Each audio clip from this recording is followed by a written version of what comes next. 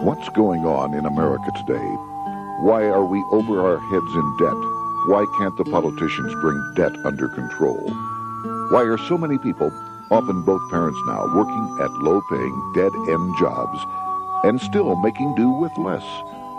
What's the future of the American economy and way of life? Why does the government tell us inflation is low when the buying power of our paychecks is declining at an alarming rate? Only a generation ago, bread was a quarter, and you could get a new car for $19.95. The problem is that since 1864, we've had a debt-based banking system. All our money is based on government debt. We cannot extinguish government debt without extinguishing our money supply. That's why talk of paying off the national debt without reforming our banking system is an impossibility. That's why the solution does not lie in discussing the size of the national debt, rather it lies in reforming our banking system. This is the Federal Reserve headquarters in Washington. It sits on this very impressive address, right on Constitution Avenue, right across from the Lincoln Memorial. But is it federal? Is it really part of the United States government? Well, what we're about to show you is that there's nothing federal about the Federal Reserve, and there are no reserves. The name is a deception created back before the Federal Reserve Act was passed in 1913 to make Americans think that America's central bank operates in the public interest. The truth is that the Federal Reserve is a private bank owned by private stockholders and run purely for their private profit. That's exactly correct. The Fed is a privately owned for-profit corporation which, again, has no reserves, at least no reserves available to back up the Federal Reserve notes, which is our common currency. Oh, absolutely. The Federal Reserve is neither federal and has doubtful reserves. It's a private bank that is owned by member banks. And it was chartered under the guise of deceit by an act of Congress in 1913. If there's still any doubt whether the Federal Reserve is a part of the U.S. government, check your local telephone book. In most cities, it is not listed in the blue government pages. It is listed in the business white pages right next to Federal Express, another private company. But more directly, U.S. courts have ruled time and time again that the Fed is a private corporation. Why can't Congress do something about the Fed? Most members of Congress just don't understand the system, and the few who do are afraid to speak up. For example, initially a veteran congressman from Chicago asked us if he could be interviewed for this video. However, both times our camera crew arrived at his office to do the interview, this was all we were able to film. The congressman never appeared, and eventually decided he no longer wanted to participate. But a few others in Congress have been bolder over the years. Here are 3 quick examples. In 1923, Representative Charles A. Lindbergh, a Republican from Minnesota, and father of the famed aviator Lucky Lindy, put it this way: the financial system has been turned over to the Federal Reserve Board. That board administers the finance system by authority of a purely profiteering group. The system is private, conducted for the sole purpose of obtaining the greatest possible profits from the use of other people's money.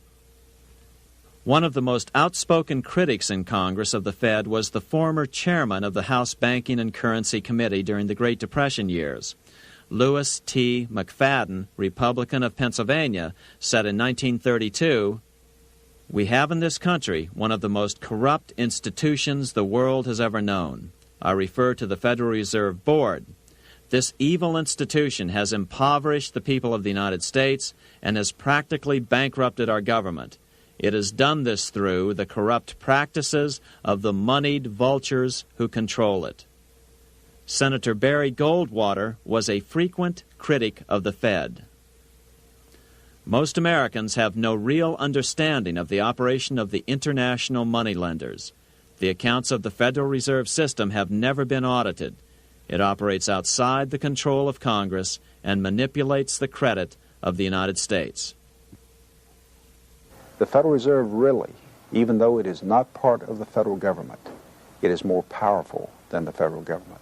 It's more powerful than the president, the Congress, and the courts. Now, a lot of people challenge me on that, but let me prove my case. The Federal Reserve determines what the average person's car payment is going to be, what their house payment is going to be, and whether they have a job or not. And I submit to you that that's total control. And the Federal Reserve is the largest single creditor of the United States government. What does Proverbs tell us? The borrower is servant to the lender. What one has to understand is that from the day the Constitution was adopted right up to today, the folks who profit from privately owned central banks, as Madison called them, the money changers, have fought a running battle for control over who gets to print America's money. Why is who prints the money so important? Think of money as just another commodity. If you have a monopoly on a commodity that everyone needs, everyone wants, and nobody has enough of, there are lots of ways to make a profit, and also exert tremendous political influence. That's what this battle is all about. Throughout the history of the United States, the money power has gone back and forth between Congress and some sort of privately owned central bank. The Founding Fathers knew the evils of a privately owned central bank. First of all, they had seen how the privately owned British central bank, the Bank of England, had run up the British national debt to such an extent that Parliament had been forced to place unfair taxes on the American colonies. In fact, as we'll see later, Ben Franklin claimed that this was the real cause of the American Revolution. Most of the Founding Fathers realized the potential dangers of banking and feared bankers' accumulation of wealth and power. Jefferson put it this way: I sincerely believe that banking institutions are more dangerous to our liberties than standing armies. The issuing power should be taken from the banks and restored to the people to whom it properly belongs. That succinct statement of Jefferson is, in fact, the solution to all our economic problems today. It bears repeating. The issuing power should be taken from the banks and restored to the people to whom it properly belongs. James Madison, the main author of the Constitution, agreed. Interestingly, he called those behind the central bank scheme money changers. Madison strongly criticized their actions. History records that the money changers have used every form of abuse, intrigue, deceit, and violent means possible to maintain their control over governments by controlling money and its issuance. The battle over who gets to issue our money has been the pivotal issue throughout the history of the United States. Wars are fought over it, depressions are caused to acquire it. Yet after World War I, this battle was rarely mentioned in newspapers or history books. Why? By World War I, the money changers, with their dominant wealth, had seized control of most of the nation's press. Throughout U.S. history, this battle over who gets the power to issue our money has raged. In fact, it's changed hands back and forth 8 times since 1764, yet this fact has virtually vanished from public view for over 3 generations behind a smokescreen emitted by Fed cheerleaders in the media.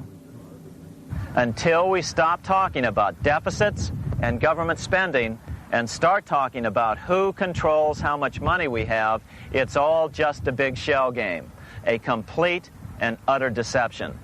It won't matter if you pass an ironclad amendment to the Constitution mandating a balanced budget. Our situation is only going to get worse until we root out the cause at its source. What's the solution for our national problem? First of all, education. That's what this video presentation is all about. But secondly, we must act. We must take back the power to issue our own money. Issuing our own money is not a radical solution. I want to stress that. It's the same solution used at different points in U.S. history by men like Benjamin Franklin, Thomas Jefferson, Andrew Jackson, Martin Van Buren, and Abraham Lincoln. So, to sum it up, in 1913, Congress gave an independent central bank, deceptively named the Federal Reserve, a monopoly over issuing America's money, and the debt generated by this quasi-private corporation is what is killing the American economy. Though the Federal Reserve is now the most powerful central bank in the world, it was not the first. So where did this idea come from? To really understand the magnitude of the problem, we have to travel back to Europe. Just who are these money changers James Madison spoke of? In the Bible, 2,000 years ago, Jesus drove the money changers from the temple. It was the only time Jesus used force during his ministry. What were money changers doing in the temple? When Jews came to Jerusalem to pay their temple tax, they could only pay it with a special coin, the half shekel of the sanctuary. This was a half ounce of pure silver about this size. It was the only coin around at that time which was pure silver and of assured weight without the image of a pagan emperor. Therefore, to Jews, the half shekel was the only coin acceptable to God. But these coins were not plentiful. The money changers had cornered the market on them. Then they raised the price, just like any other commodity, to whatever the market would bear. In other words, money changers were making exorbitant profits because they held a virtual monopoly on money. The Jews had to pay whatever they demanded. To Jesus, this totally violated the sanctity of God's house.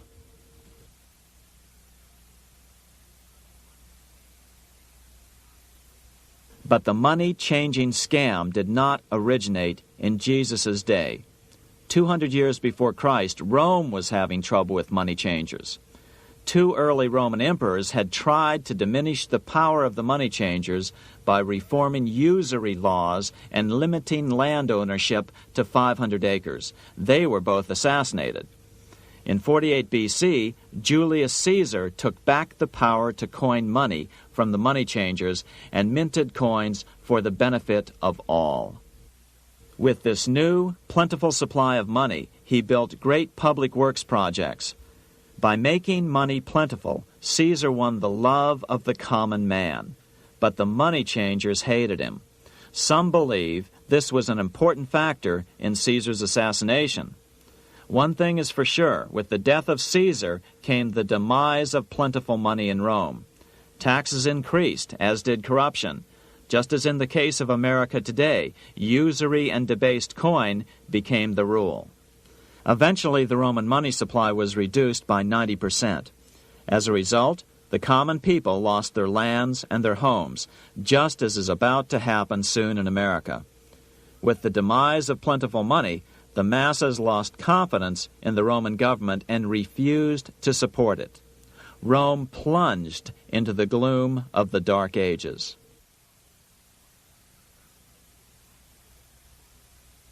A 1,000 years after the death of Christ, money changers, those who loan out and manipulate the quantity of money, were active in medieval England. In fact, they were so active that acting together, they could manipulate the entire English economy. These were not bankers per se. The money changers generally were the goldsmiths.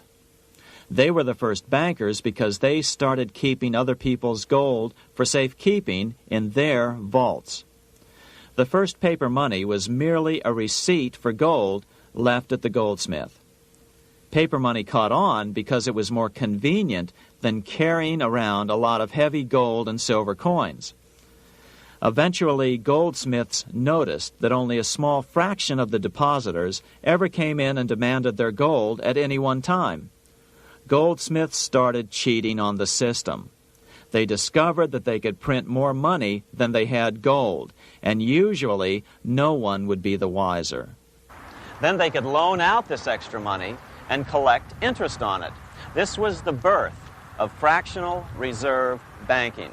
That is, loaning out many times more money than you have assets on deposit.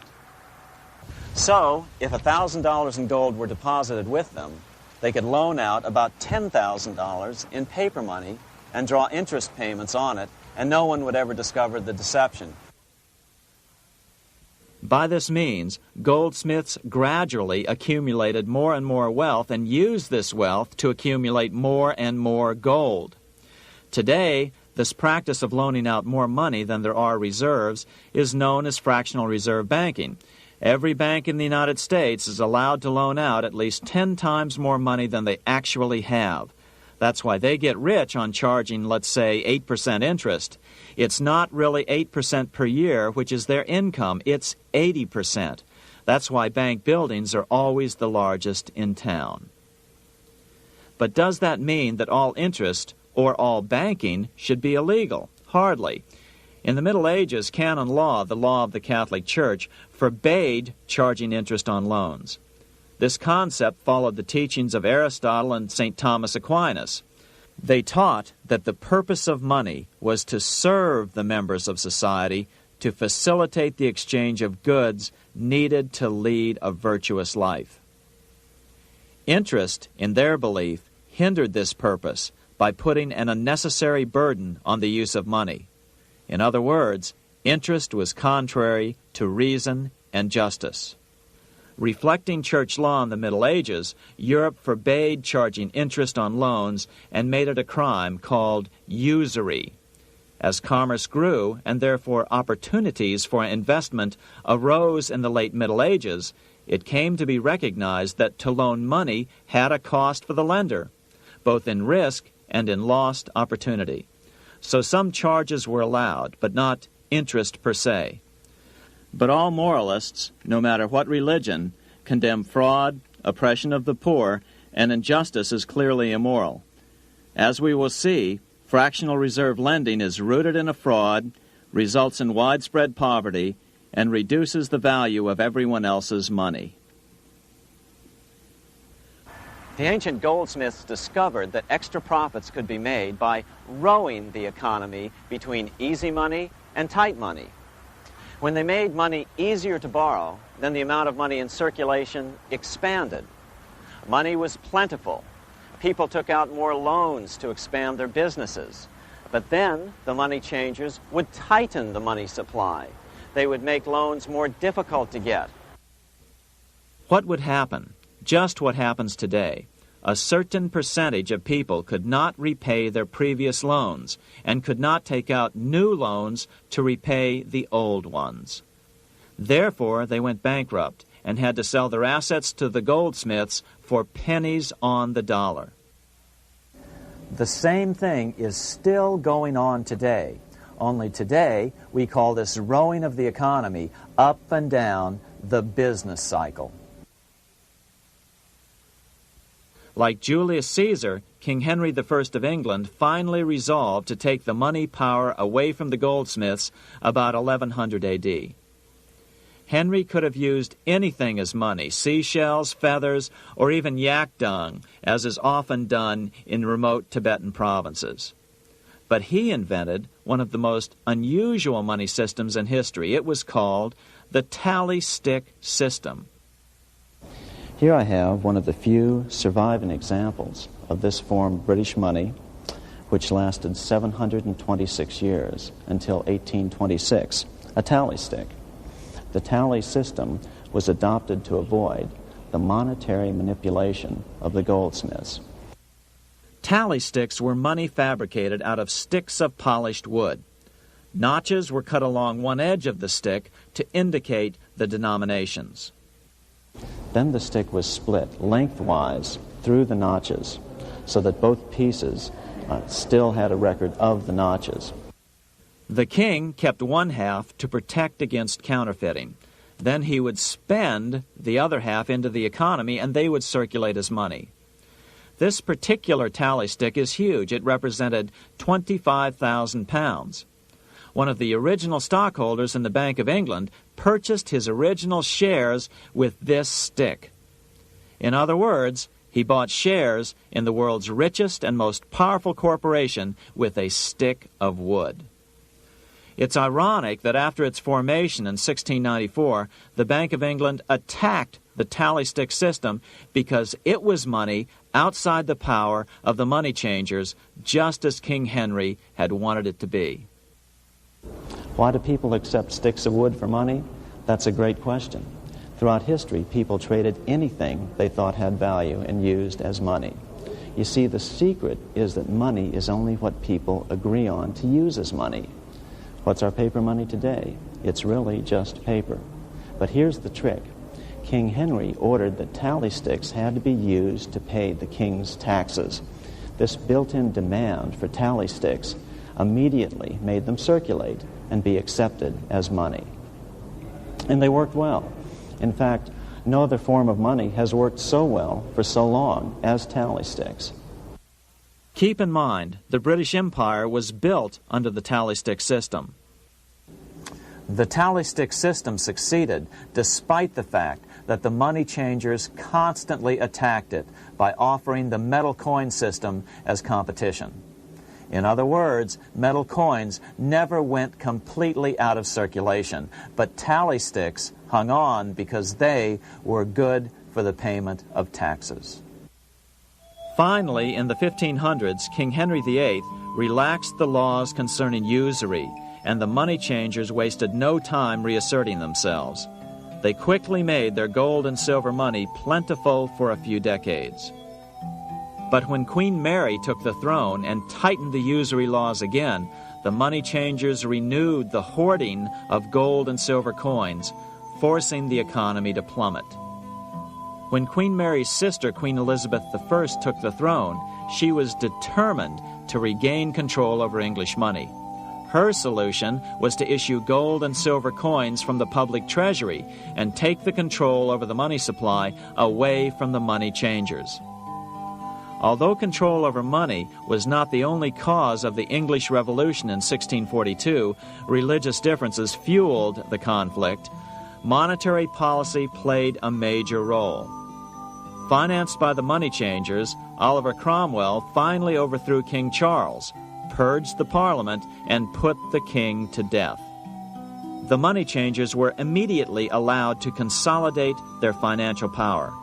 The result was that for the next 50 years, the money changers plunged Great Britain into a series of costly wars.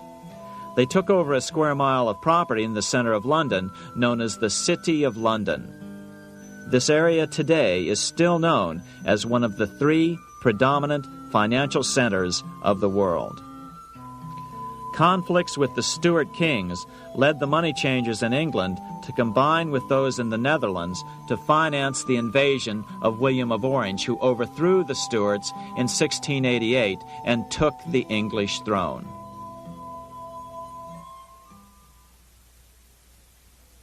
By the end of the 1600s, England was in financial ruin. 50 years of more or less continuous wars with France and Holland had exhausted her. Frantic government officials met with the money changers to beg for the loans necessary to pursue their political purposes. The price was high: a government-sanctioned, privately owned bank which could issue money created out of nothing. It was to be the modern world's first privately owned central bank, the Bank of England. Although it was deceptively called the Bank of England to make the general population think it was part of the government, it was not. Like any other private corporation, the Bank of England sold shares to get started. The investors, whose names were never revealed, were supposed to put up £1.25 million British pounds in gold coin to buy their shares in the bank, but only £750,000 was ever received. Despite that, the bank was duly chartered in 1694 and started out in the business of loaning out several times the money it supposedly had in reserves, all at interest. In exchange, the new bank would loan British politicians as much of the new currency as they wanted, as long as they secured the debt by direct taxation of the British people. So, legalization of the Bank of England amounted to nothing less than legal counterfeiting of a national currency for private gain. Unfortunately, nearly every nation now has a privately controlled central bank using the Bank of England as the basic model. Such is the power of these central banks that they soon take total control over a nation's economy. It soon amounts to nothing but a plutocracy, ruled by the rich. It would be like putting control of the army in the hands of the mafia. The danger of tyranny would be extreme. Yes, we need central banks. No, we do not need them in private hands. The central bank scam is really a hidden tax. The nation sells bonds to the central bank to pay for things it does not have the political will to raise taxes to pay for. But the bonds are purchased with money the central bank creates out of nothing. More money in circulation makes your money worth less. The government gets as much money as it needs, and the people pay for it in inflation. The beauty of the plan is that not one person in 1,000 can figure it out because it's usually hidden behind complex-sounding economics gibberish. With the formation of the Bank of England, the nation was soon awash in money. Prices throughout the country doubled. Massive loans were granted for just about any wild scheme. One venture proposed to drain the Red Sea to recover gold supposedly lost when the Egyptian army drowned pursuing Moses and the Israelites. By 1698, government debt grew from the initial £1.25 million to £16 million. Naturally, taxes were increased and then increased again to pay for all of this. With the British money supply firmly in their grip, the British economy began a wild roller coaster series of booms and depressions, exactly the sort of thing a central bank claims it is determined to prevent. There are two things which I think are intrinsic not just to the Bank of England, but to central banking generally. The first is an involvement in the formulation of monetary policy with the specific objective of achieving monetary stability. However, since the Bank of England took control, the British pound has rarely been stable. Now let's take a look at the role of the Rothschild family, the family said to be the wealthiest in the world.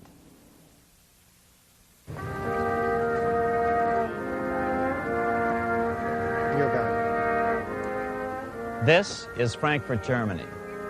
50 years after the Bank of England opened its doors, a goldsmith named Amschel Moses Bauer opened a coin shop, a counting house, in 1743.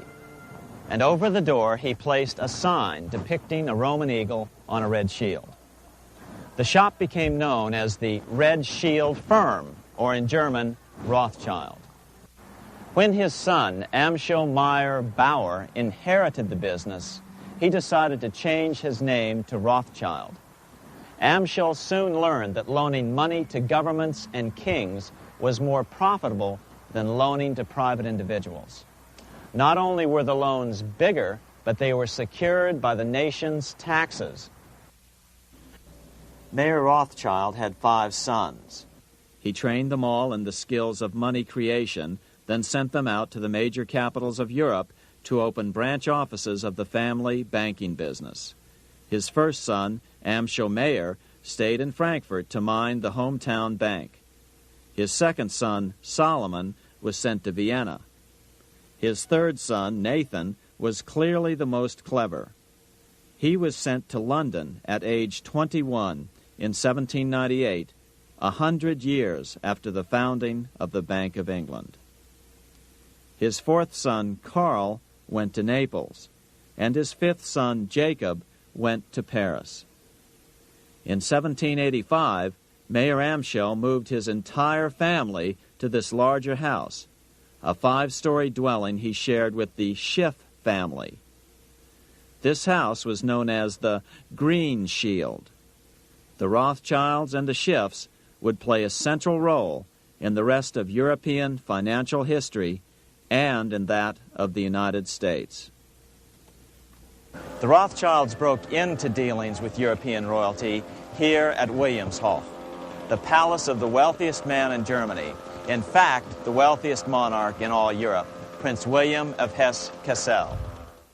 At first, the Rothschilds were only helping William speculate in precious coins. But when Napoleon chased Prince William into exile, he sent £550,000, a gigantic sum at that time, to Nathan Rothschild in London with instructions for him to buy consols, British government bonds, also called government stock. But Rothschild used the money for his own purposes. With Napoleon on the loose, the opportunities of wartime investments were nearly limitless. William returned here sometime prior to the Battle of Waterloo in 1815. He summoned Rothschild and demanded his money back. The Rothschilds returned William's money with the interest the British consuls would have paid him had the investment actually been made. But the Rothschilds kept all the past profits they had made using William's money. Nathan Rothschild later bragged that in the 17 years he'd been in England, he'd increased his original £20,000 stake given to him by his father by 2,500 times. By cooperating within the family, the Rothschilds soon grew unbelievably wealthy. By the mid-1800s, they dominated all European banking and were certainly the wealthiest family in the world. They financed Cecil Rhodes, making it possible for him to establish a monopoly over the diamond and gold fields of South Africa. In America, they financed the Harrimans and railroads, the Vanderbilts and railroads and the press, and Carnegie in the steel industry, among many others. In fact, during World War I, J.P. Morgan was thought to be the richest man in America. But after his death, it was discovered that he was actually only a lieutenant of the Rothschilds. Once Morgan's will was made public, it was discovered that he owned only 19% of J.P. Morgan companies. By 1850, James Rothschild, the heir of the French branch of the family, was said to be worth 600 million French francs, 150 million more than all the other bankers in France put together. He built this mansion called Ferrier, just east of Paris.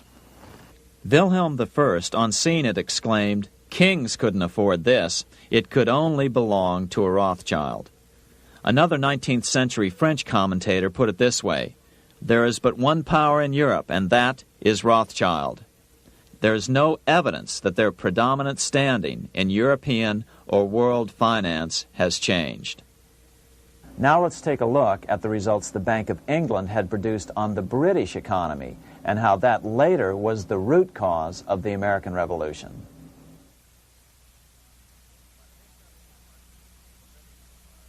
By the mid-1700s, the British Empire was nearing its height of power around the world. But Britain had fought 4 costly wars in Europe since the creation of their privately owned central bank, the Bank of England. The cost had been high. To finance these wars, the British Parliament here had borrowed heavily from the bank.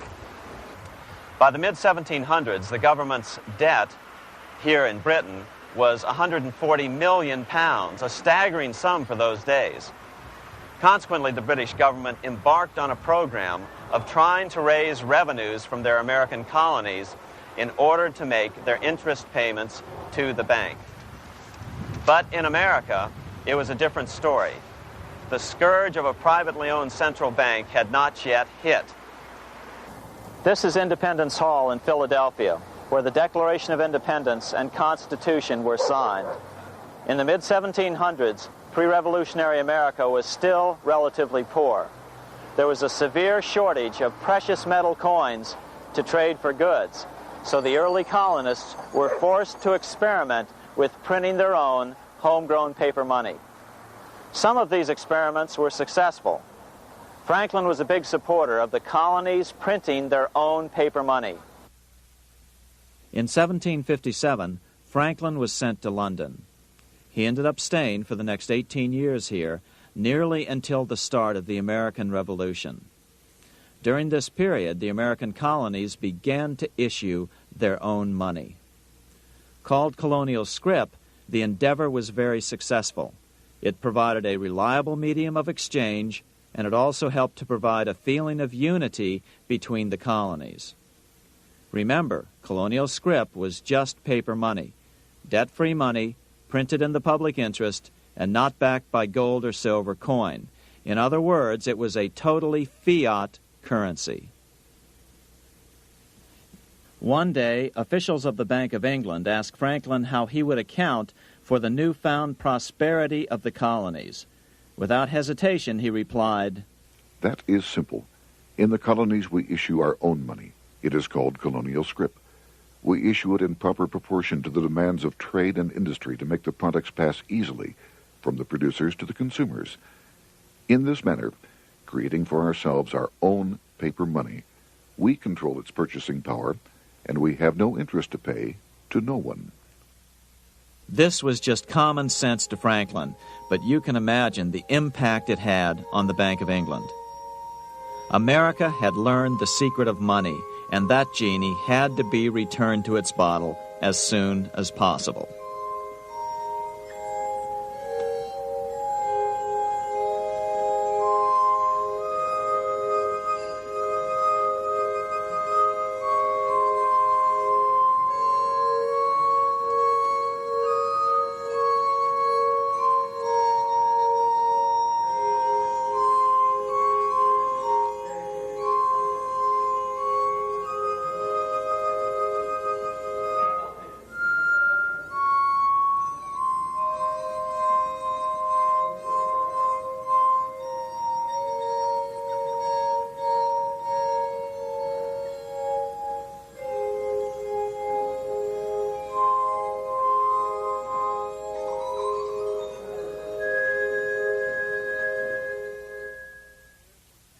As a result, Parliament hurriedly passed the Currency Act of 1764. This prohibited colonial officials from issuing their own money and ordered them to pay all future taxes in gold or silver coins.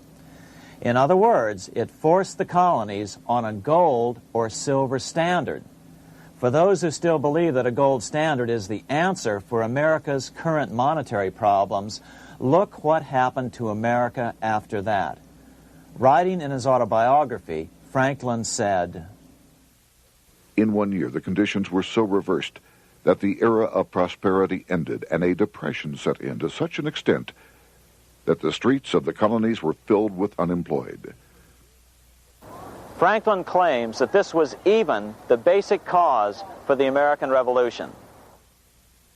As Franklin put it in his autobiography, The colonies would gladly have borne a little tax on tea and other matters had it not been that England took away from the colonies their money, which created unemployment and dissatisfaction.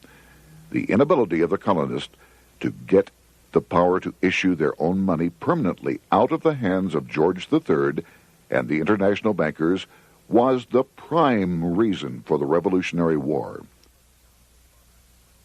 By the time the first shots were fired in Lexington, Massachusetts, on April 19, 1775, the colonies had been drained of gold and silver coin by British taxation. As a result, the Continental government had no choice but to print money to finance the war. At the start of the Revolution, the U.S. money supply stood at $12 million. By the end of the war, it was nearly $500 million. As a result, the currency was virtually worthless. Shoes sold for $5,000 a pair. Colonial scrip had worked because just enough was issued to facilitate trade. As George Washington lamented, "A wagon load of money will scarcely purchase a wagon load of provisions." Today, those who support a gold-backed currency point to this period during the Revolution to demonstrate the evils of a fiat currency. But remember, the same currency had worked so well 20 years earlier during times of peace that the Bank of England had Parliament outlaw it. Towards the end of the Revolution, the Continental Congress, meeting here at Independence Hall, grew desperate for money. In 1781, they allowed Robert Morris, their financial superintendent, to open a privately owned central bank. Incidentally, Morris was a wealthy man who had grown wealthier during the Revolution by trading in war materials. Called the Bank of North America, the new bank was closely modeled after the Bank of England. It was allowed to practice fractional reserve banking. That is, it could lend out money it didn't have, then charge interest on it. If you or I were to do that, we would be charged with fraud, a felony. The bank's charter called for private investors to put up $400,000 worth of initial capital. But when Morris was unable to raise the money, he brazenly used his political influence to have gold deposited in the bank, which had been loaned to America by France. He then loaned this money to himself and his friends to reinvest in shares of the bank. And, like the Bank of England, the bank was given a monopoly over the national currency. Soon the dangers became clear. The value of American currency continued to plummet. So, 4 years later, in 1785, the bank's charter was not renewed. The leader of the effort to kill the bank, William Findley of Pennsylvania, explained the problem this way, quote, "This institution, having no principle but that of avarice, will never be varied in its object, to engross all the wealth, power, and influence of the state." The men behind the Bank of North America, Alexander Hamilton, Robert Morris, and the bank's president, Thomas Whiling, did not give up. Only 6 years later, Hamilton, then Secretary of the Treasury, and his mentor, Morris, rammed a new privately owned central bank through the new Congress. Called the first bank of the United States, Thomas Whiling again served as the bank's president. The players were the same, only the name of the bank was changed.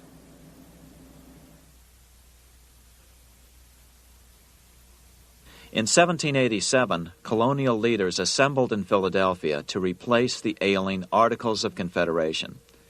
As we saw earlier, both Thomas Jefferson and James Madison were unalterably opposed to a privately owned central bank.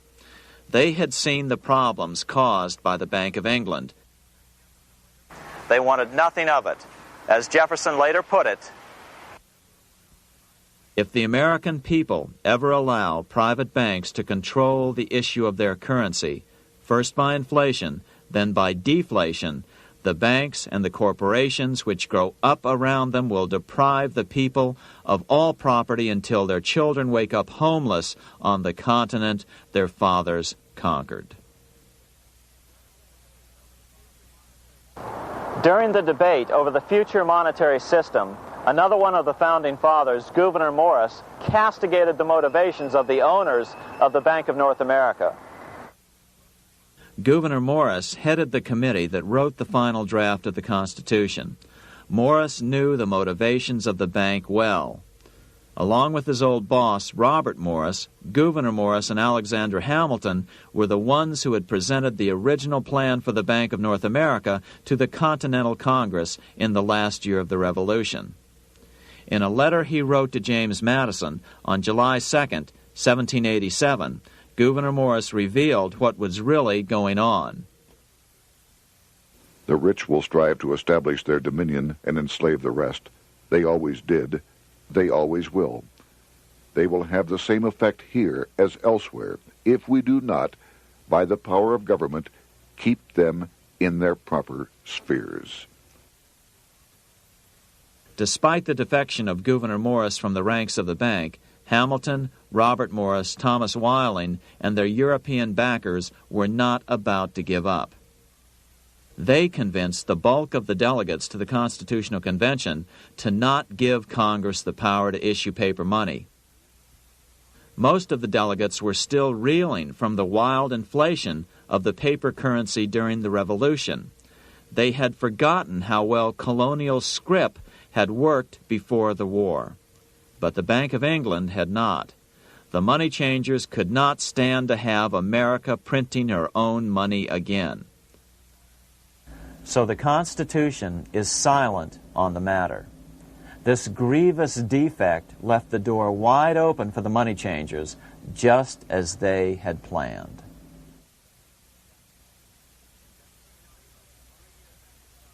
In 1790, less than 3 years after the Constitution had been signed, the money changers struck again. The newly appointed first Secretary of the Treasury, Alexander Hamilton, proposed a bill to the Congress calling for a new, privately owned central bank. Coincidentally, that was the very year that Amschel Rothschild made his pronouncement from his flagship bank in Frankfurt. Let me issue and control a nation's money, and I care not who writes the laws. Alexander Hamilton was a tool of the international bankers, and he wanted to create the U.S. Bank, the BUS, or the Bank of the United States, and did so. Interestingly, one of Hamilton's first jobs after graduating from law school in 1782 was as an aide to Robert Morris, the head of the Bank of North America. In fact, the year before, Hamilton had written Morris a letter saying, "A national debt, if it is not excessive, will be to us a national blessing." A blessing to whom? After a year of intense debate, in 1791, Congress passed the bill and gave it a 20-year charter. The new bank was to be called the First Bank of the United States, or BUS. Here we are in front of the First Bank of the United States in Philadelphia. The bank was given a monopoly on printing U.S. currency, even though 80% of its stock would be held by private investors. The other 20% would be purchased by the U.S. government. But the reason was not to give the government a piece of the action. It was to provide the capital for the other 80% owners. As with the old Bank of North America and the Bank of England before that, the stockholders never paid the full amount for their shares. The U.S. government put up their initial $2 million in cash. Then the bank, through the old magic of fractional reserve lending, made loans to its charter investors so they could come up with the remaining $8 million of capital needed for this risk-free investment. Like the Bank of England, the name of the Bank of the United States was deliberately chosen to hide the fact that it was privately controlled. And like the Bank of England, the names of the investors in the bank were never revealed. Many years later, it was a common saying that the Rothschilds were the power behind the old Bank of the United States. The bank was sold to Congress as a way to bring stability to the banking system and eliminate inflation. So what happened? Over the first 5 years, the U.S. government borrowed $8.2 million from the Bank of the United States. In the same 5-year period, prices rose by 72%. Jefferson, as the new Secretary of State, watched the borrowing with sadness and frustration, unable to stop it. I wish it were possible to obtain a single amendment to our Constitution, taking from the federal government the power of borrowing. Millions of Americans feel the same way today. They watch in helpless frustration as the federal government borrows the American economy into oblivion. So, although it was called the First Bank of the United States, it was not the first attempt at a privately owned central bank in this country. As with the Bank of North America, the government put up most of the cash to get this private bank going, then the bankers loaned the money to each other to buy the remaining stock in the bank. It was a scam, plain and simple, and they wouldn't be able to get away with it for long. But first, we have to travel back to Europe to see how a single man was able to manipulate the entire British economy by obtaining the first news of Napoleon's final defeat.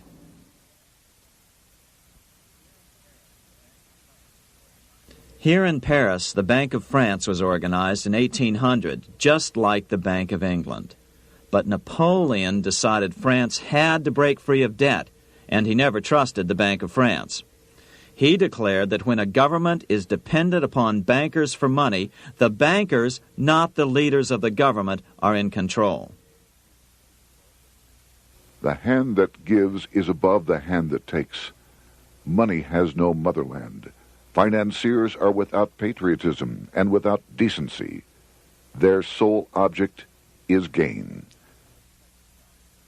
Back in America, unexpected help was about to arrive. In 1800, Thomas Jefferson narrowly defeated John Adams to become the third president of the United States. By 1803, Jefferson and Napoleon had struck a deal. The U.S. would give Napoleon $3 million in gold in exchange for a huge chunk of territory west of the Mississippi River, the Louisiana Purchase. With that $3 million, Napoleon quickly forged an army and set off across Europe, conquering everything in his path. But the Bank of England quickly rose to oppose him. They financed every nation in his path, reaping the enormous profits of war. Prussia, Austria, and finally Russia all went heavily into debt in a futile attempt to stop Napoleon. 4 years later, with the main French army in Russia, 30-year-old Nathan Rothschild, the head of the London office of the Rothschild family, personally took charge of a bold plan to smuggle a much-needed shipment of gold right through France to finance an attack by the Duke of Wellington from Spain. Nathan later bragged at a dinner party in London that it was the best business he'd ever done. Little did he know that he would do much better business in the near future. Wellington's attacks from the south and other defeats eventually forced Napoleon to abdicate, and Louis XVIII was crowned king. Napoleon was exiled to Elba, a tiny island off the coast of Italy, supposedly exiled from France forever. While Napoleon was in exile on Elba, temporarily defeated by England with the financial help of the Rothschilds, America was trying to break free of its central bank as well.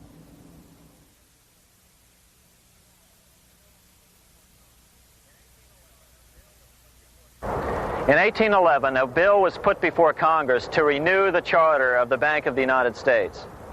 The debate grew very heated, and the legislatures of both Pennsylvania and Virginia passed resolutions asking Congress to kill the bank. The press corps of the day attacked the bank openly, calling it a great swindle, a vulture, a viper, and a cobra. Oh, to have an independent press once again in America. A congressman named P.B. Porter attacked the bank from the floor of Congress, saying if the bank's charter was renewed, Congress, quote, will have planted in the bosom of this Constitution a viper, which one day or another will sting the liberties of this country to the heart, close quote. Prospects didn't look that good for the bank. Some writers have even claimed that Nathan Rothschild warned that the United States would find itself involved in a most disastrous war if the bank's charter were not renewed. But it wasn't enough. When the smoke had cleared, the renewal bill was defeated by a single vote in the House and was deadlocked in the Senate. By now, America's fourth president, James Madison, was in the White House. Remember, Madison was a staunch opponent of the bank. His vice president, George Clinton, broke a tie in the Senate and sent the bank into oblivion. Within 5 months, England attacked the U.S., and the War of 1812 was on. But the British were still busy fighting Napoleon, and so the War of 1812 ended in a draw in 1814. Though the money changers were temporarily down, they were far from out. It would take them only another 2 years to bring back their bank bigger and stronger than ever.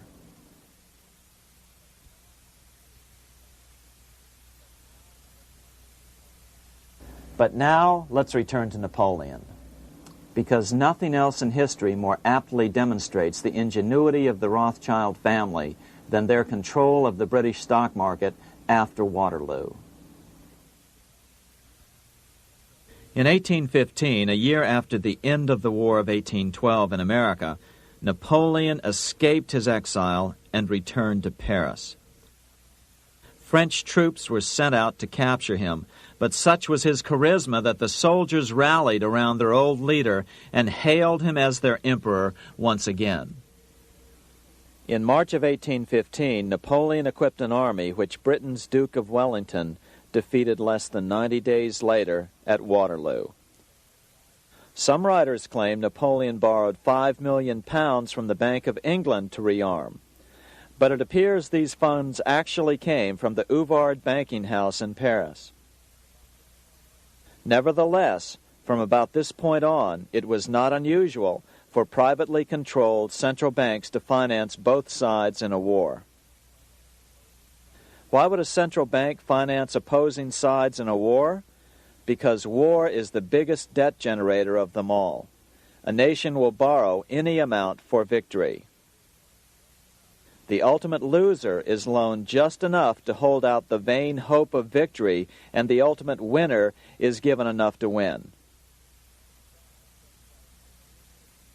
Besides, such loans are usually conditioned upon the guarantee that the victor will honor the debts of the vanquished.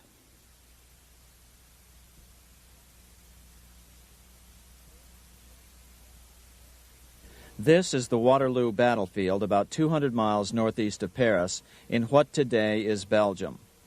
Here Napoleon suffered his final defeat, but not before thousands of French and Englishmen gave their lives on a steamy summer day in July of 1815. Right over there, on June 18, 1815, 74,000 French troops met 67,000 troops from Britain and other European nations. The outcome was certainly in doubt. In fact, had Napoleon attacked a few hours earlier, he would probably have won the battle. But no matter who won or lost, back in London, Nathan Rothschild planned to use the opportunity to try to seize control over the British stock and bond market and possibly even the Bank of England. Rothschild stationed a trusted agent, a man named Rothworth, on the north side of the battlefield, closer to the English Channel. Once the battle had been decided, Rothworth took off for the Channel. He delivered the news to Nathan Rothschild a full 24 hours before Wellington's own courier. Rothschild hurried to the stock market and took up his usual position in front of an ancient pillar. All eyes were on him. The Rothschilds had a legendary communications network. If Wellington had been defeated and Napoleon was loose on the continent again, Britain's financial situation would become grave indeed. Rothschild looked saddened. He stood there motionless, eyes downcast. Then suddenly he began selling. Other nervous investors saw that Rothschild was selling. It could only mean one thing. Napoleon must have won, Wellington must have lost. The market plummeted. Soon everyone was selling their consols, their British government bonds, and prices dropped sharply. But then Rothschild started secretly buying up the consols through his agents for only a fraction of their worth hours before. Myths, legends, you say? 100 years later, the New York Times ran a story which said that Nathan's grandson had attempted to secure a court order to suppress a book with this stock market story in it. The Rothschild family claimed the story was untrue and libelous, but the court denied the Rothschilds' request and ordered the family to pay all court costs. What's even more interesting about this story is that some authors claim that the day after the Battle of Waterloo, in a matter of hours, Nathan Rothschild came to dominate not only the bond market, but the Bank of England as well. Whether or not the Rothschild family seized control of the Bank of England, the first privately owned central bank in a major European nation and the wealthiest, one thing is certain. By the mid-1800s, the Rothschilds were the richest family in the world, bar none. They dominated the new government bond markets and branched into other banks and industrial concerns. In fact, the rest of the 19th century was known as the Age of the Rothschilds. Despite this overwhelming wealth, the family has generally cultivated an aura of invisibility. Although the family controls scores of industrial, commercial, mining, and tourist corporations, only a handful bear the Rothschild name. By the end of the 19th century, one expert estimated that the Rothschild family controlled half the wealth of the world. Whatever the extent of their vast wealth, it is reasonable to assume that their percentage of the world's wealth has increased since then. But since the turn of the century, the Rothschilds have cultivated the notion that their power has somehow waned even as their wealth increases.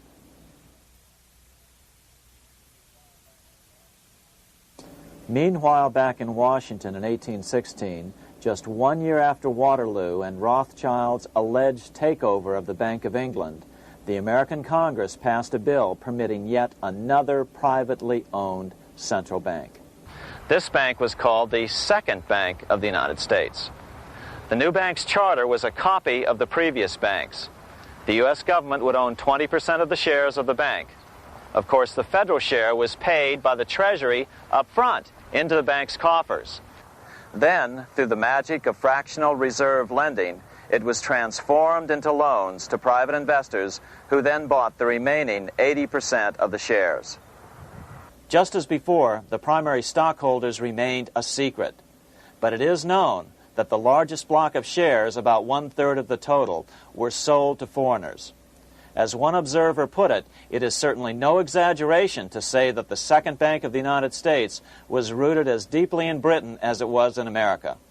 So, by 1816, some authors claim the Rothschilds had taken control over the Bank of England and backed a new, privately owned central bank in America as well.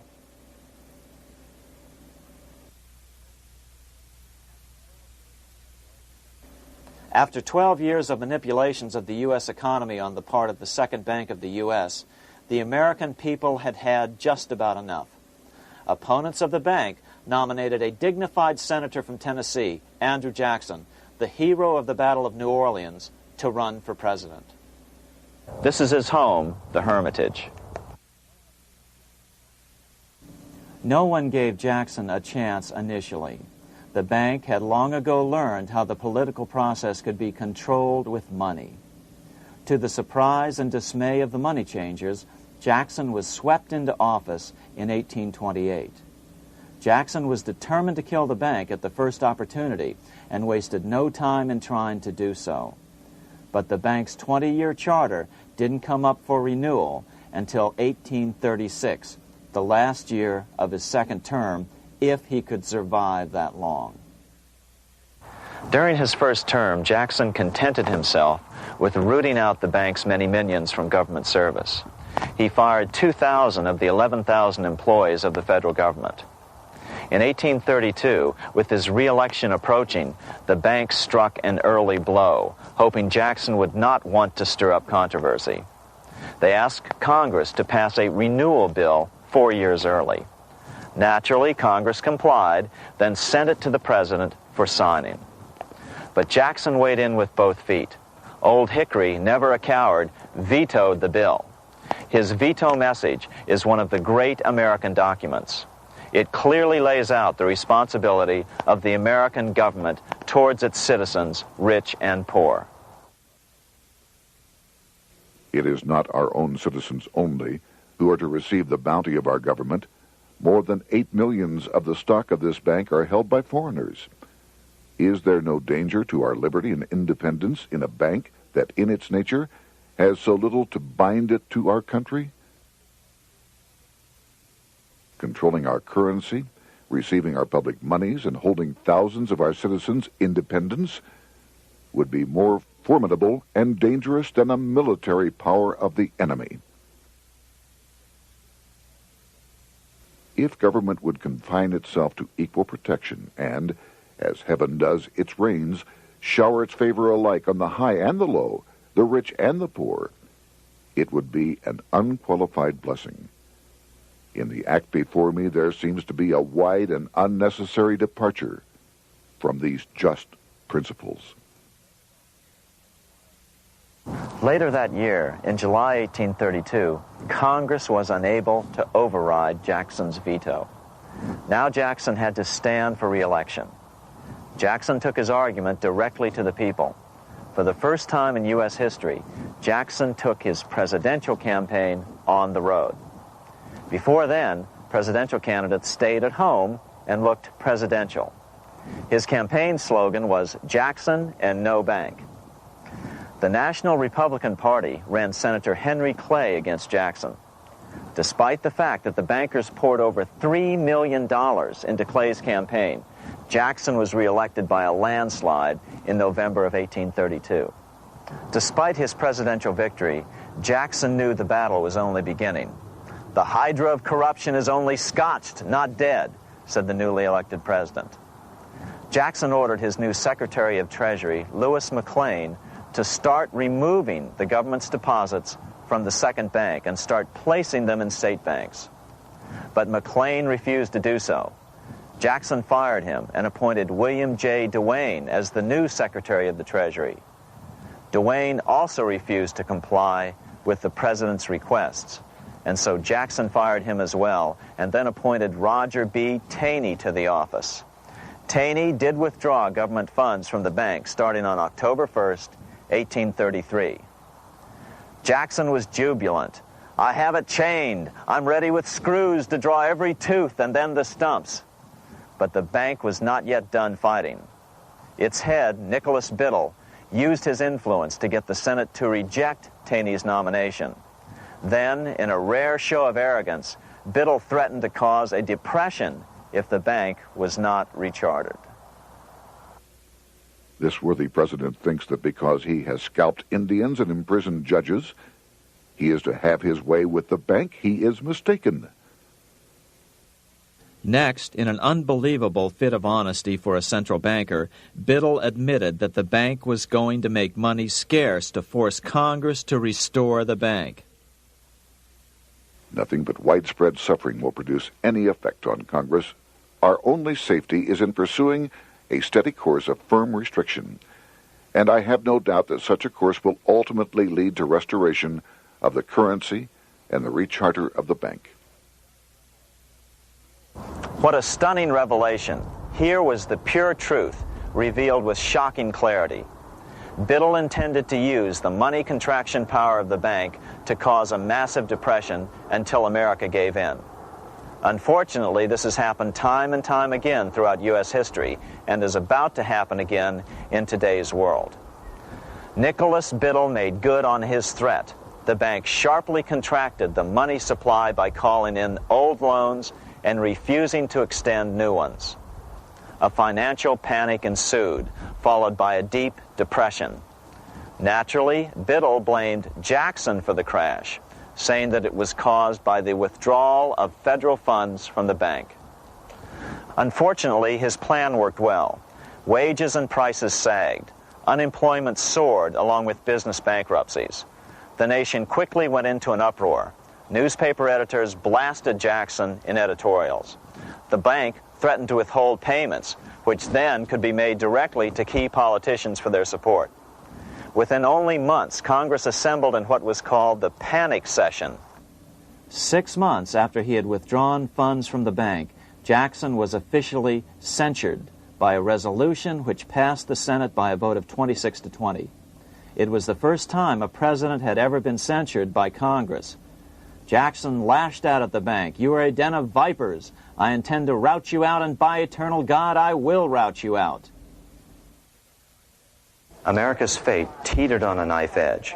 If Congress could muster enough votes to override Jackson's veto, the bank would be granted another 20-year monopoly or more over America's money, time enough to consolidate its already great power. Then a miracle occurred. The governor of Pennsylvania came out supporting President Jackson and strongly criticized the bank. On top of that, Biddle had been caught boasting in public about the bank's plan to crash the economy. Suddenly, the tide shifted. In April of 1834, the House of Representatives voted 134 to 82 against rechartering the bank. This was followed up by an even more lopsided vote to establish a special committee to investigate whether the bank had caused the crash. When the investigating committee arrived at the bank's door in Philadelphia, armed with a subpoena to examine the books, Biddle refused to give them up. Nor would he allow inspection of correspondence with congressmen relating to their personal loans and advances he'd made to them. He also refused to testify before the committee back in Washington. On January 8th, 1835, Jackson paid off the final installment on the national debt, which had been necessitated by allowing the banks to issue currency for government bonds rather than simply issuing treasury notes without such debt. He was the only president to ever pay off the debt. A few weeks later, on January 30th, 1835, an assassin by the name of Richard Lawrence tried to shoot President Jackson, but by the grace of God, both pistols misfired. Lawrence was later found not guilty by reason of insanity. After his release, he bragged to friends that powerful people in Europe had put him up to the task and promised to protect him if he were caught. The following year, when its charter ran out, the Second Bank of the United States ceased functioning as the nation's central bank. Biddle was later arrested and charged with fraud. He was tried and acquitted, but died shortly thereafter while still tied up in civil suits. After his second term as president, Jackson retired here to the Hermitage outside of Nashville to live out his life. He is still remembered here for his determination to kill the bank. In fact, he killed it so well that it took the money changers 77 years to undo the damage. When asked what his most important accomplishment had been, Jackson replied, "I killed the bank." Unfortunately, even Jackson failed to grasp the entire picture and its root cause. Although Jackson had killed the central bank, the most insidious weapon of the money changers, fractional reserve banking, remained in use by the numerous state-chartered banks. This fueled economic instability in the years before the Civil War. Still, the central bankers were out, and as a result, America thrived as it expanded westward. During this time, the principal money changers struggled to regain their lost centralized power, but to no avail.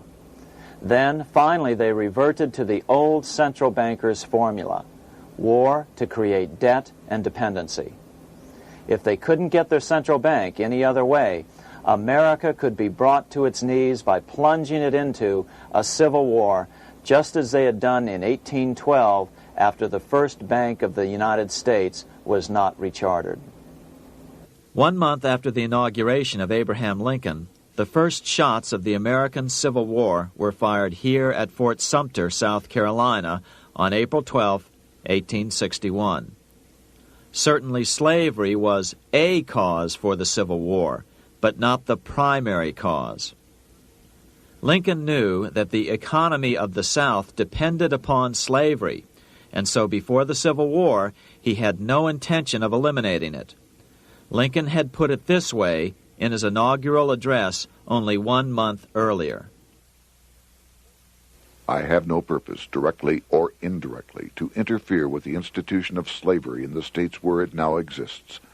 I believe I have no lawful right to do so, and I have no inclination to do so. Even after the first shots were fired here at Fort Sumter, Lincoln continued to insist that the Civil War was not about the issue of slavery. My paramount objective is to save the Union, and it is not either to save or destroy slavery. If I could save the Union without freeing any slave, I would do it. So what was the Civil War all about? There were many factors at play. Northern industrialists had used protective tariffs to prevent the southern states from buying cheaper European goods. Europe retaliated by stopping cotton imports from the South. The southern states were in a double financial bind. They were forced to pay more for most of the necessities of life, while their income from cotton exports plummeted. The South was angry. But there were other factors at work. The money changers were still stung by America's withdrawal from their control 25 years earlier. Since then, America's wildcat economy had made the nation rich, a bad example for the rest of the world. The central bankers now saw an opportunity to split the rich new nation, to divide and conquer by war. Was this just some sort of wild conspiracy theory at the time? Well, let's take a look at what a well-placed observer of the scene had to say at the time. His name was Otto von Bismarck, Chancellor of Germany, the man who united the German states a few years later. The division of the United States into federations of equal force was decided long before the Civil War by the high financial powers of Europe. These bankers were afraid that the United States, if they remained as one bloc and as one nation, would attain economic and financial independence which would upset their financial domination over the world. Within months after the first shots here at Fort Sumter, the central bankers loaned Napoleon III of France, the nephew of the Waterloo Napoleon, 210 million francs to seize Mexico and station troops along the southern border of the U.S., taking advantage of their war to violate the Monroe Doctrine and return Mexico to colonial rule. No matter what the outcome of the Civil War, a weakened America, heavily indebted to the money changers, would open up Central and South America once again to European colonization and domination. The very thing America's Monroe Doctrine had forbade in 1823. At the same time, Great Britain moved 11,000 troops into Canada and positioned them menacingly along America's northern border. The British fleet went to war alert should their quick intervention be called for.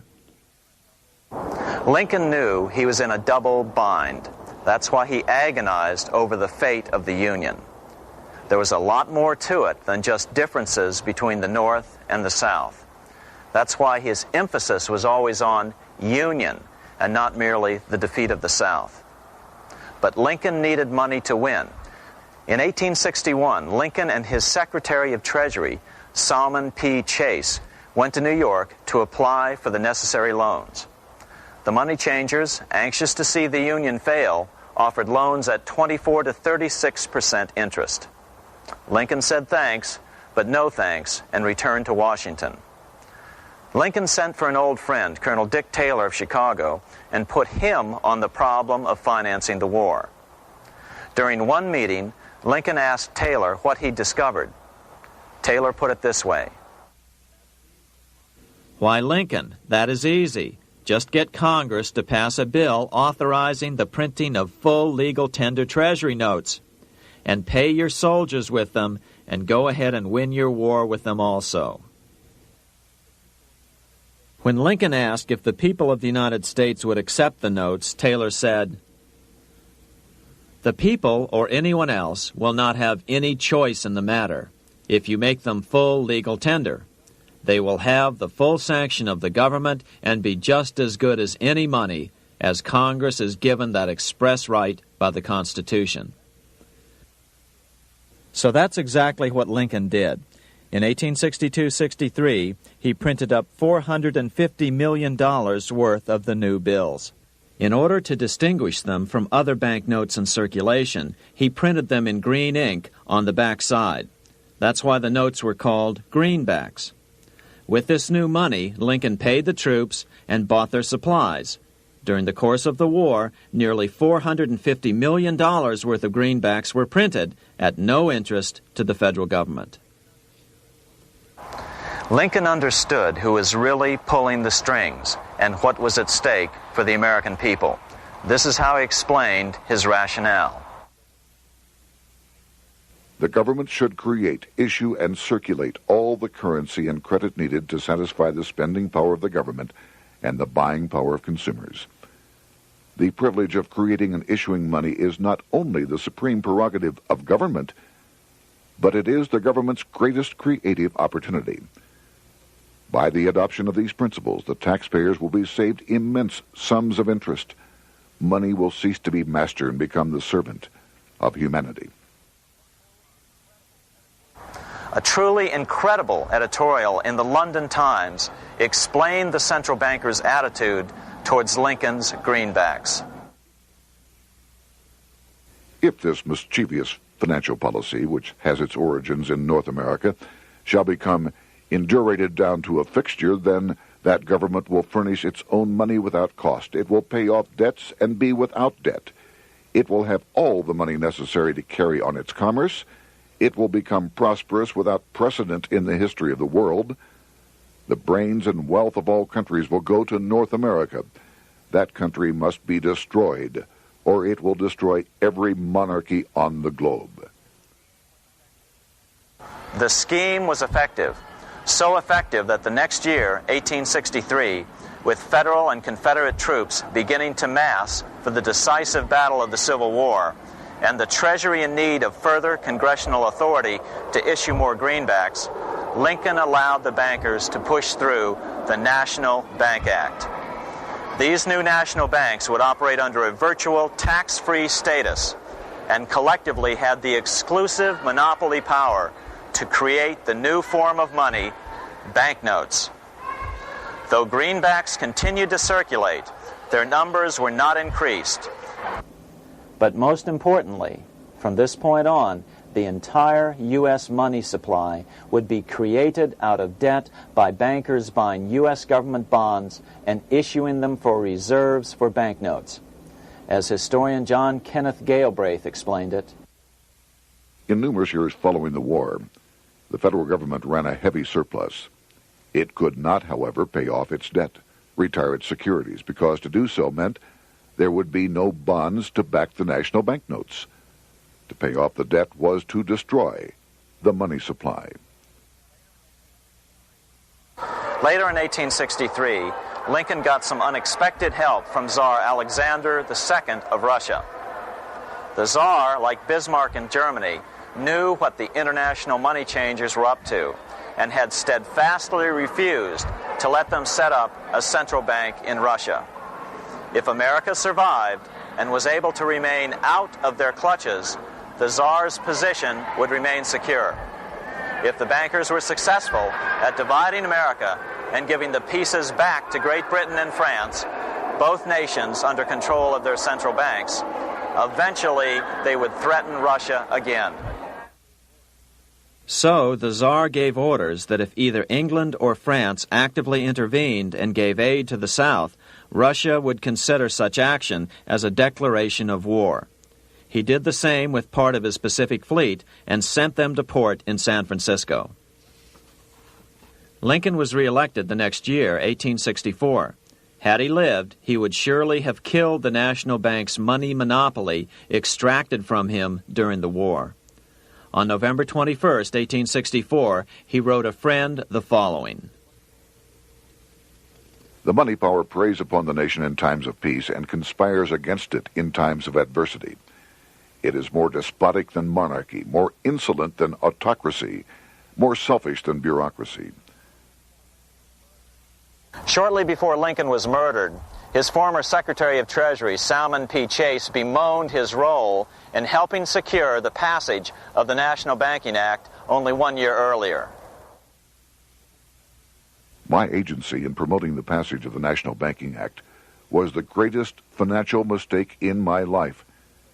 It has built up a monopoly which affects every interest in the country. On April 14, 1865, 41 days after his second inauguration and just 5 days after Lee surrendered to Grant at Appomattox, Lincoln was shot by John Wilkes Booth at Ford's Theater. Bismarck, Chancellor of Germany, lamented the death of Abraham Lincoln. The death of Lincoln was a disaster for Christendom. There was no man in the United States great enough to wear his boots. I fear that foreign bankers, with their craftiness and tortuous tricks, will entirely corrupt the exuberant riches of America and use it systematically to corrupt modern civilization. They will not hesitate to plunge the whole of Christendom into wars and chaos in order that the earth should become their inheritance. Bismarck well understood the money changers' plan. Allegations that international bankers were responsible for Lincoln's assassination surfaced in Canada 70 years later in 1934. Gerald G. McGeer, a popular and well-respected Canadian attorney, revealed this stunning charge in a 5-hour speech before the Canadian House of Commons, blasting Canada's debt-based money system. Remember, it was 1934, the height of the Great Depression, which was ravaging Canada as well. McGeer had obtained evidence deleted from the public record, provided to him by Secret Service agents at the trial of John Wilkes Booth, after Booth's death. McGeer said it showed that Booth was a mercenary working for the international bankers. According to an article in the Vancouver Sun of May 2nd, 1934, Abraham Lincoln, the martyred emancipator of the slaves, was assassinated through the machinations of a group representative of the international bankers who feared the United States president's national credit ambitions. There was only one group in the world at that time who had any reason to desire the death of Lincoln. They were the men opposed to his national currency program and who had fought him throughout the whole Civil War on his policy of greenback currency. Interestingly, McGeer claimed that Lincoln was assassinated not only because international bankers wanted to reestablish a central bank in America, but because they also wanted to base America's currency on gold. Gold they controlled. In other words, put America on a gold standard. Lincoln had done just the opposite by issuing U.S. notes, greenbacks, which were based purely on the good faith and credit of the United States. The article quoted McGeer as saying, "They were the men interested in the establishment of the gold standard and the right of the bankers to manage the currency and credit of every nation in the world. With Lincoln out of the way, they were able to proceed with that plan and did proceed with it in the United States. Within 8 years after Lincoln's assassination, silver was demonetized and the gold standard money system set up in the United States." Not since Lincoln has the U.S. issued debt-free United States notes. These red-sealed bills, which were issued in 1963, were not a new issue from President Kennedy, but merely the old greenbacks reissued year after year. In another act of folly and ignorance, the 1994 Regal Act actually authorized the replacement of Lincoln's greenbacks with debt-based notes. In other words, greenbacks were in circulation in the United States until 1994. Why was silver bad for the bankers and gold good? Simple. Because silver was plentiful in the United States. It was very hard to control. Gold was, and always has been, scarce. Throughout history, it has been relatively easy to monopolize gold, but silver has historically been 15 times more plentiful. With Lincoln out of the way, the money changers' next objective was to gain complete control over America's money. This was no easy task. With the opening of the American West, silver had been discovered in huge quantities. On top of that, Lincoln's greenbacks were generally popular. Despite the European central bankers' deliberate attacks on greenbacks, they continued to circulate in the United States, in fact, until a few years ago. According to historian W. Cleon Skousen, right after the Civil War, there was considerable talk about reviving Lincoln's brief experiment with the constitutional monetary system. Had not the European Money Trust intervened, it would have no doubt become an established institution. it is clear that the concept of America printing her own debt-free money sent shockwaves throughout the European central banking elite. They watched with horror as Americans clamored for more greenbacks. They may have killed Lincoln, but support for his monetary ideas grew. On April 12, 1866, nearly 1 year to the day of Lincoln's assassination, Congress went to work at the bidding of the European central banking interests. It passed the Contraction Act, authorizing the Secretary of the Treasury to begin to retire some of the greenbacks in circulation and thereby contract the money supply. Authors Theodore R. Thorin and Richard F. Warner explained the results of the money contraction in their classic book on the subject, The Truth in Money Book. The hard times which occurred after the Civil War could have been avoided if the greenback legislation had continued as President Lincoln had intended. Instead, there were a series of money panics, what we call recessions, which put pressure on Congress to enact legislation to place the banking system under centralized control. Eventually, the Federal Reserve Act was passed on December 23, 1913.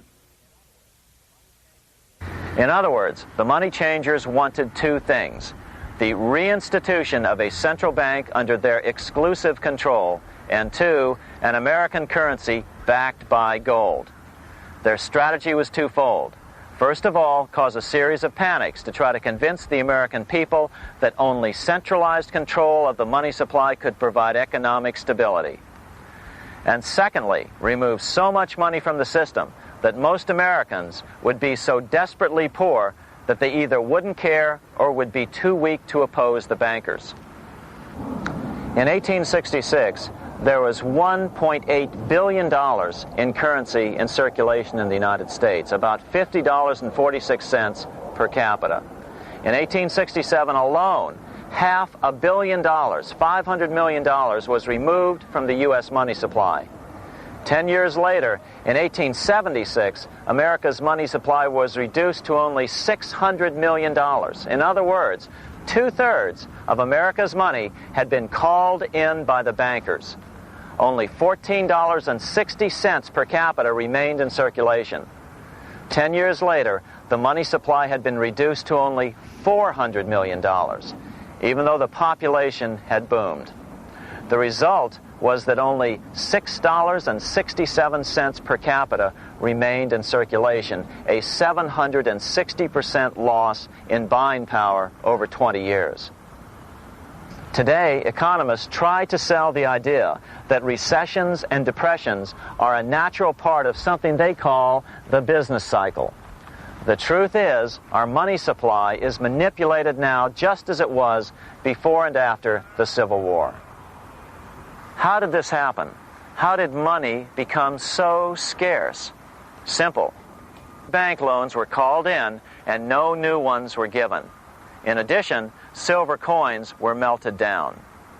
In 1872, a man named Ernest Sed was given 100,000 pounds, about $500,000, by the Bank of England and sent to America to bribe necessary congressmen to get silver demonetized.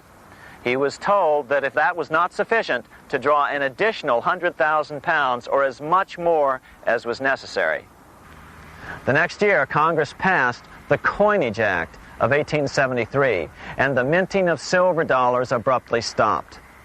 In fact, Representative Samuel Hooper, who introduced the bill in the House, acknowledged that Mr. Sed actually drafted the legislation. But it gets even worse than that. In 1874, Sed himself admitted who was behind the scheme. I went to America in the winter of 1872-73, authorized to secure, if I could, the passage of a bill demonetizing silver. It was in the interest of those I represented, the governors of the Bank of England, to have it done. By 1873, gold coins were the only form of coin money. But the contest over control of America's money was not yet over. Only 3 years later, in 1876, with one-third of America's workforce unemployed, the population was growing restless. People were clamoring for a return to the greenback money system of President Lincoln or a return to silver money, anything that would make money more plentiful. That year, Congress created the United States Silver Commission to study the problem. Their report clearly blamed the monetary contraction on the national bankers. The report is interesting because it compares the deliberate money contraction by the national bankers after the Civil War to the fall of the Roman Empire. The disaster of the Dark Ages was caused by decreasing money and falling prices. Without money, civilization could not have had a beginning, and with a diminishing supply, it must languish, and unless relieved, finally perish. At the Christian era, the metallic money of the Roman Empire amounted to $1,800,000,000. By the end of the 15th century, it had shrunk to less than $200 million. History records no other such disastrous transition as that from the Roman Empire to the Dark Ages.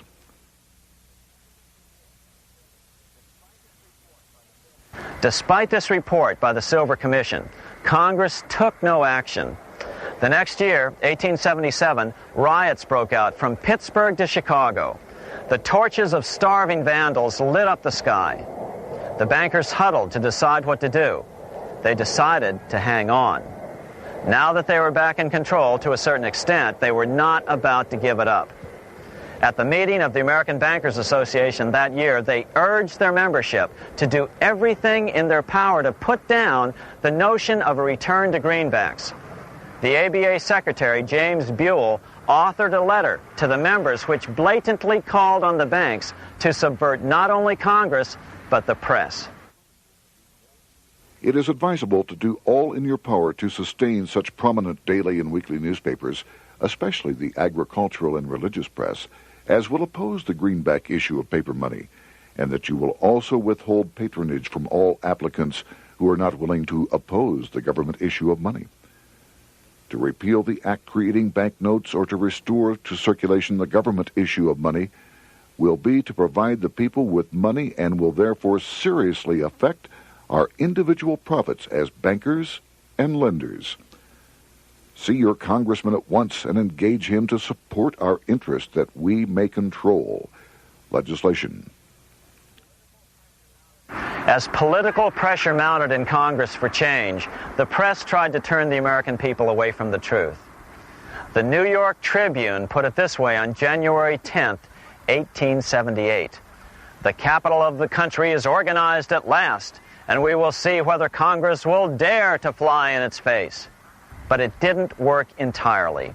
On February 28, 1878, Congress passed the Sherman Law, allowing the minting of a limited number of silver dollars, ending the 5-year hiatus. This did not end gold backing of the currency, however, nor did it completely free silver. Previous to 1873, anyone who brought silver to the U.S. Mint could have it struck into silver dollars free of charge. No longer. But at least some money began to flow back into the economy again. With no further threat to their control, the bankers loosened up on loans, and the post-Civil War depression was finally ended. 3 years later, the American people elected Republican James Garfield president. Garfield understood how the economy was being manipulated. As a congressman, he had been chairman of the Appropriations Committee and was a member of Banking and Currency. After his inauguration, he slammed the money changers publicly in 1881. Whoever controls the volume of money in any country is absolute master of all industry and commerce. And when you realize that the entire system is very easily controlled, one way or another, by a few powerful men at the top, you will not have to be told how periods of inflation and depression originate.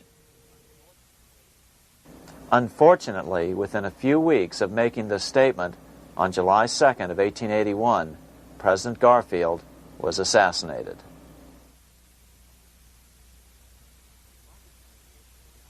The money changers were gathering strength fast.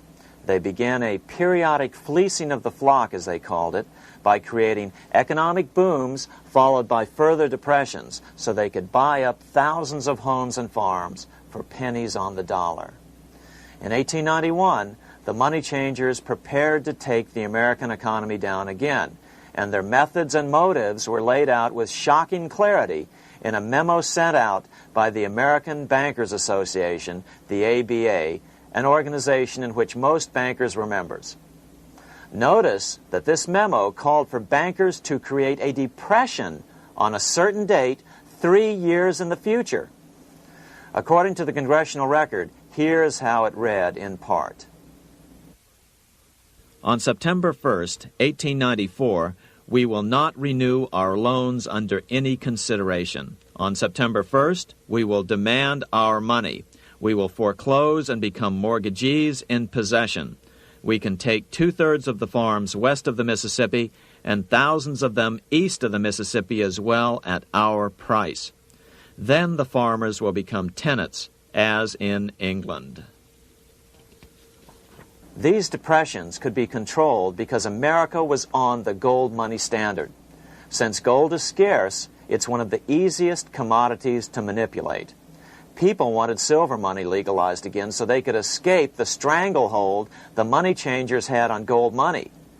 People wanted silver money reinstated, reversing Mr. Said's Act of 1873, by then called the Crime of 73. By 1896, the issue of more silver money had become the central issue in the presidential campaign. William Jennings Bryan, a senator from Nebraska, ran for president as a Democrat on the free silver issue. At the Democratic National Convention in Chicago, he made an emotional speech which won him the nomination, entitled Crown of Thorns and Cross of Gold. Though Bryan was only 36 years old at the time, this speech is widely regarded as the most famous oration ever made before a political convention. In the dramatic conclusion, Bryan said, "We will answer their demand for a gold standard by saying to them, you shall not press down upon the brow of labor this crown of thorns. You shall not crucify mankind upon a cross of gold." The bankers lavishly supported the Republican candidate, William McKinley, who favored the gold standard. The resulting contest was amongst the most fiercely contested presidential races in American history. Bryan made over 600 speeches in 27 states. The McKinley campaign got manufacturers and industrialists to inform their employees that if Bryan were elected, all factories and plants would close and there would be no work. The ruse succeeded. McKinley beat Bryan by a small margin. Bryan ran for president again in 1900 and in 1908, but fell short each time. During the 1912 Democratic Convention, Bryan was a powerful figure who helped Woodrow Wilson win the nomination. When Wilson became president, he appointed Bryan as Secretary of State, but Bryan soon became disenchanted with the Wilson administration. Bryan served only 2 years in the Wilson administration before resigning in 1915 over the highly suspicious sinking of the Lusitania, the event which was used to drive America into World War I. Although William Jennings Bryan never gained the presidency, his efforts delayed the money changers for 17 years from attaining their next goal, a new, privately owned central bank for America.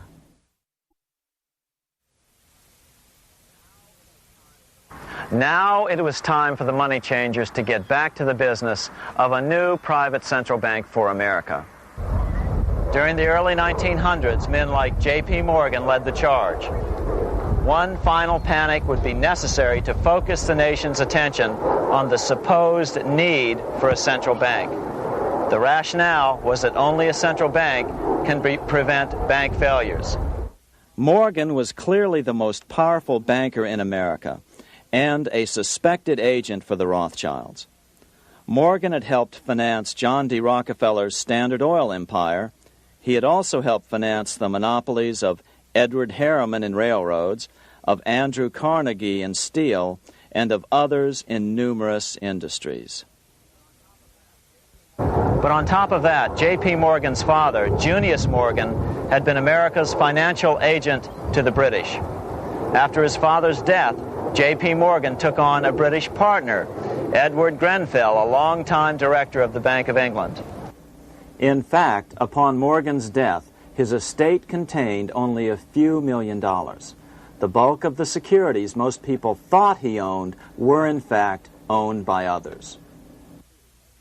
In 1902, President Theodore Roosevelt allegedly went after Morgan and his friends by using the Sherman Antitrust Act to try to break up their industrial monopolies.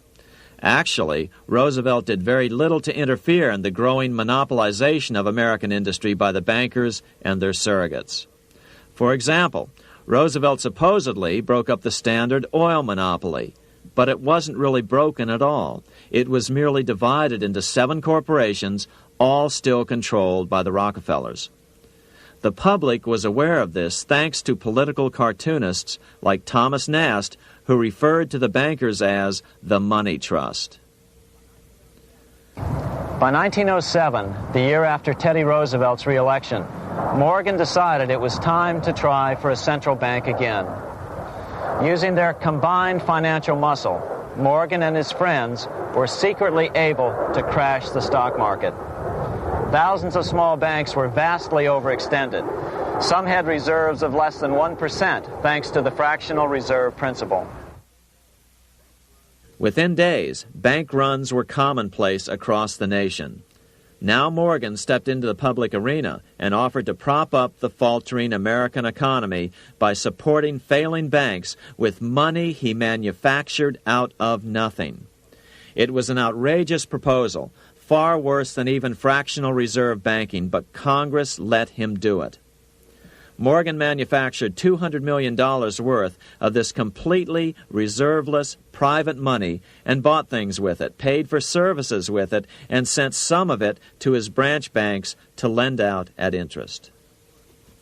His plan worked.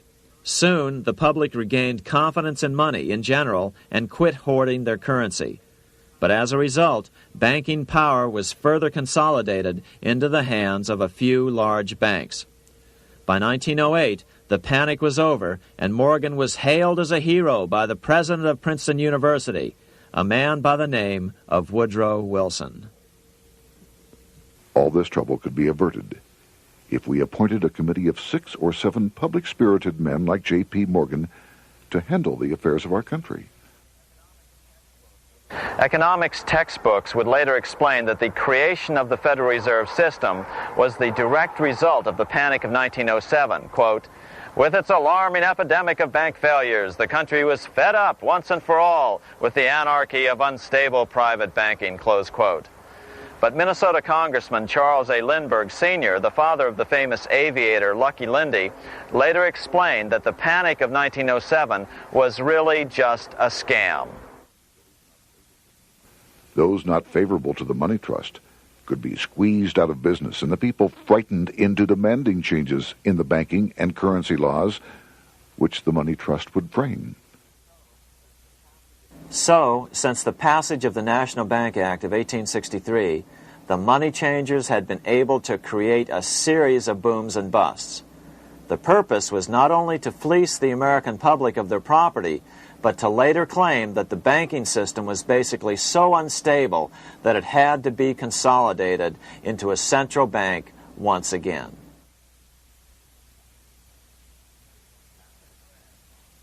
After the crash, Teddy Roosevelt, in response to the Panic of 1907, signed into law a bill creating something called the National Monetary Commission.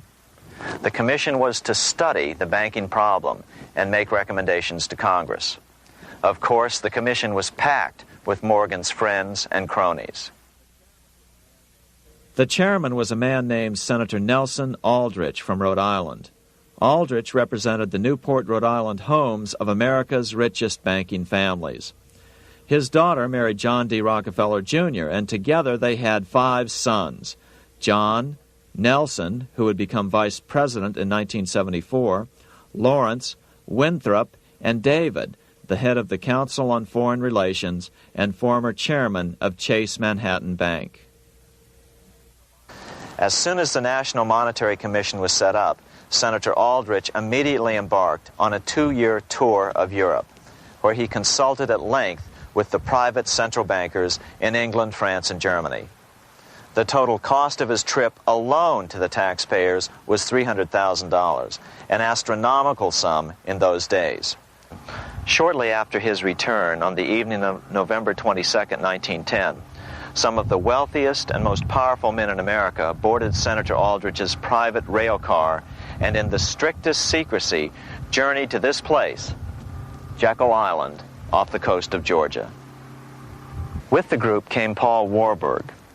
Warburg had been given a $500,000 per year salary to lobby for the passage of a privately owned central bank in America by the investment firm Kuhn, Loeb and Company.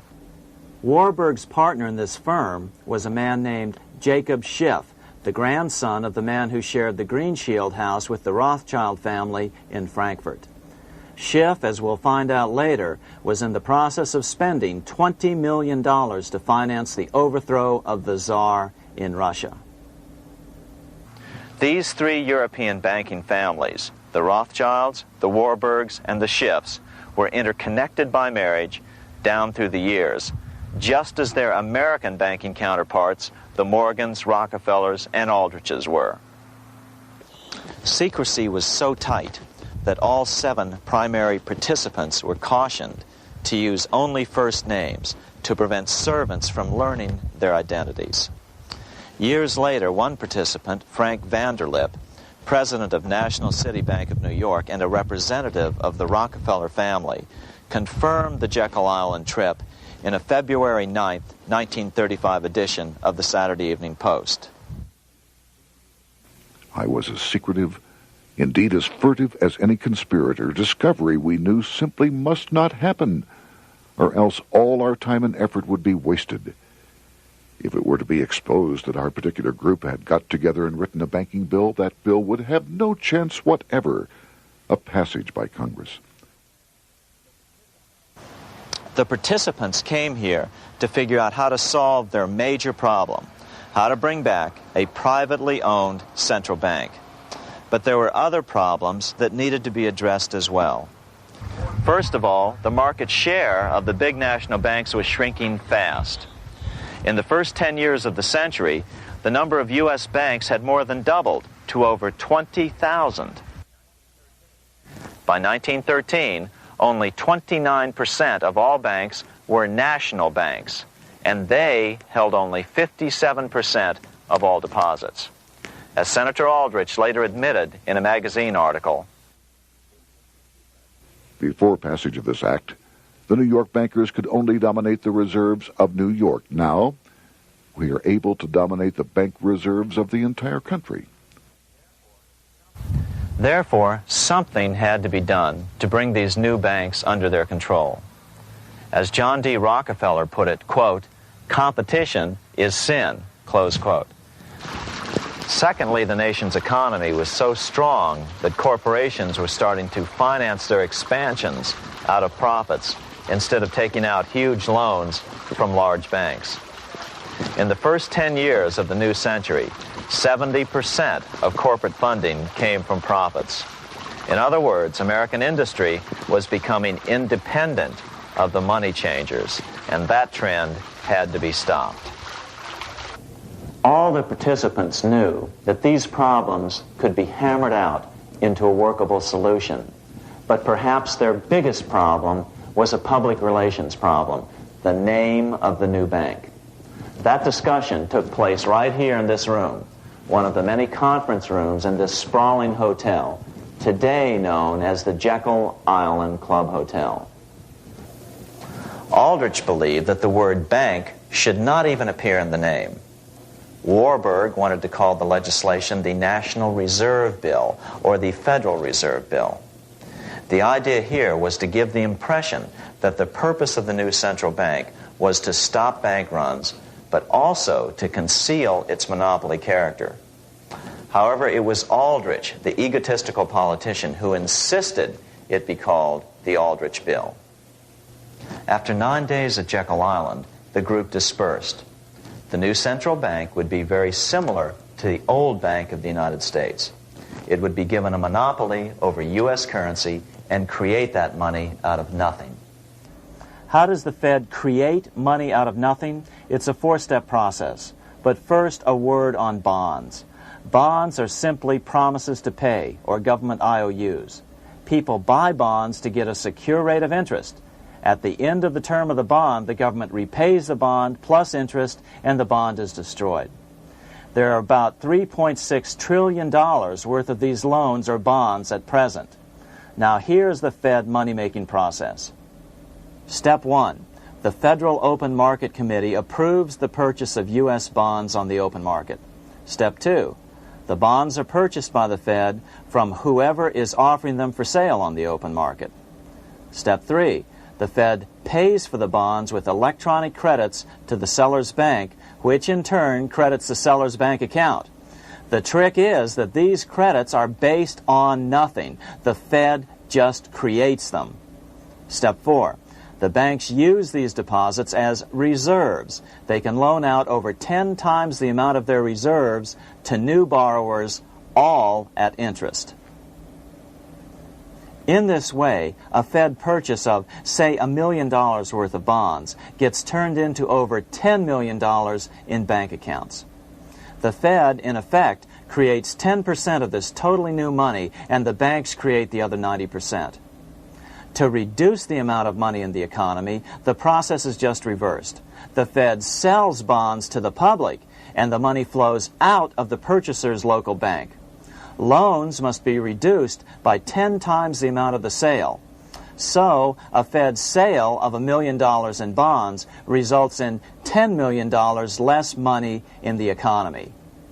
So how does this benefit the bankers whose representatives huddled at Jekyll Island? First, it totally misdirected banking reform efforts from proper solutions.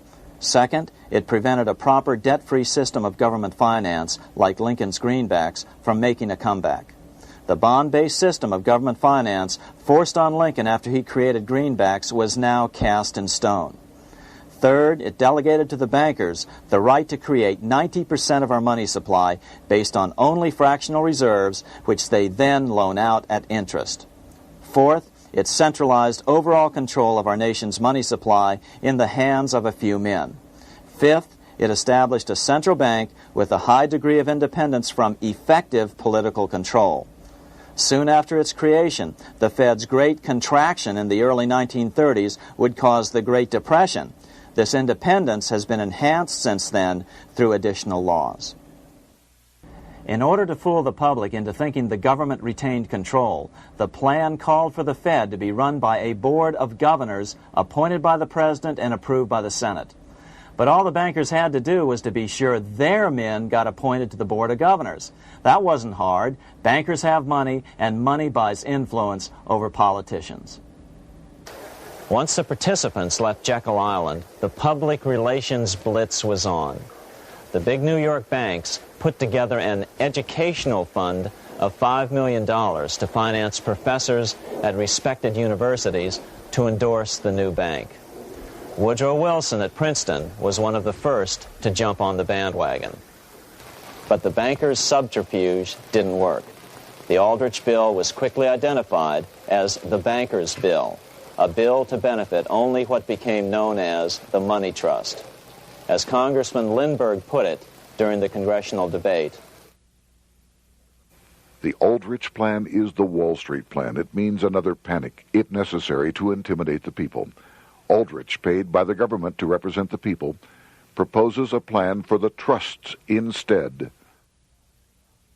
seeing they didn't have the votes to win in Congress, the Republican leadership never brought the Aldrich bill to a vote. The bankers quietly decided to move to track 2, the Democratic alternative. They began financing Woodrow Wilson as the Democratic nominee. As respected historian James Perloff put it, Wall Street financier Bernard Baruch was put in charge of Wilson's education. Baruch brought Wilson to the Democratic Party headquarters in New York in 1912, leading him like one would a poodle on a string. Wilson received an indoctrination course from the leaders convened there. So now the stage was set. The money changers were poised to install their privately owned central bank once again. The damage President Andrew Jackson had done 76 years earlier had been only partly repaired with the passage of the National Bank Act during the Civil War. Since then, the battle had raged on across the decades. The Jacksonians became the greenbackers, who became the hardcore supporters of William Jennings Bryan. With Bryan leading the charge, these opponents of the money changers, ignorant of Baruch's tutelage, now threw themselves behind Democrat Woodrow Wilson. They and Bryan would soon be betrayed.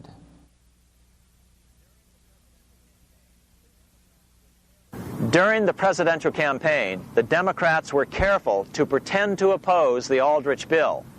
As Representative Lewis McFadden, himself a Democrat, as well as chairman of the House Banking and Currency Committee, explained it 20 years after the fact.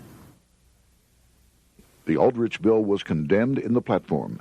When Woodrow Wilson was nominated, the men who ruled the Democratic Party promised the people that if they were returned to power, there would be no central bank established here while they held the reins of government.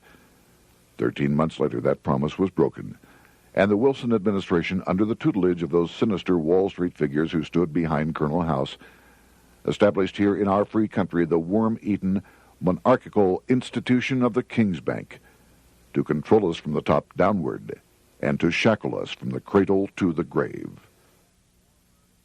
Once Wilson was elected, Morgan, Warburg, Baruch, and company advanced a new plan, which Warburg named the Federal Reserve System. The Democratic leadership hailed the new bill, called the Glass-Owen Bill, as something radically different from the Aldrich Bill. But in fact, the bill was virtually identical in every important detail. In fact, so vehement were the Democratic denials of similarity that Paul Warburg, the father of both bills, had to step in to reassure his paid friends in Congress that the two bills were virtually identical. Brushing aside the external differences affecting the shells, we find the kernels of the two systems very closely resembling and related to one another. But that admission was for private consumption only. Publicly, the money trust trotted out Senator Aldrich and Frank Vanderlip, the president of Rockefeller's National City Bank of New York and one of the Jekyll Island Seven, to oppose the new Federal Reserve System. Years later, however, Vanderlip admitted in the Saturday Evening Post that the two measures were virtually identical. Although the Aldrich Federal Reserve Plan was defeated when it bore the name Aldrich, nevertheless, its essential points were all contained in the plan that finally was adopted. As Congress neared a vote, they called Ohio attorney Alfred Crozier to testify. Crozier noted the similarities between the Aldrich bill and the Glass-Owen bill. The bill grants just what Wall Street and the big banks for 25 years have been striving for: private instead of public control of currency. It, the Glass-Owen bill, does this as completely as the Aldrich bill. Both measures rob the government and the people of all effective control over the public's money, and vest in the banks exclusively the dangerous power to make money among the people scarce or plenty. During the debate on the measure, senators complained that the big banks were using their financial muscle to influence the outcome. "There are bankers in this country who are enemies of the public welfare," said one senator. What an understatement. Despite the charges of deceit and corruption, the bill was finally snuck through the Senate on December 22, 1913, after most senators had left town for the holidays, after having been assured by the leadership that nothing would be done until long after the Christmas recess. On the day the bill was passed, Congressman Lindbergh prophetically warned his countrymen that this act establishes the most gigantic trust on earth. When the president signs this bill, the invisible government by the monetary power will be legalized. The people may not know it immediately, but the day of reckoning is only a few years removed. The worst legislative crime of the ages is perpetrated by this banking bill. On top of all this, only weeks earlier, Congress had finally passed a bill legalizing income tax. Why was the income tax law important?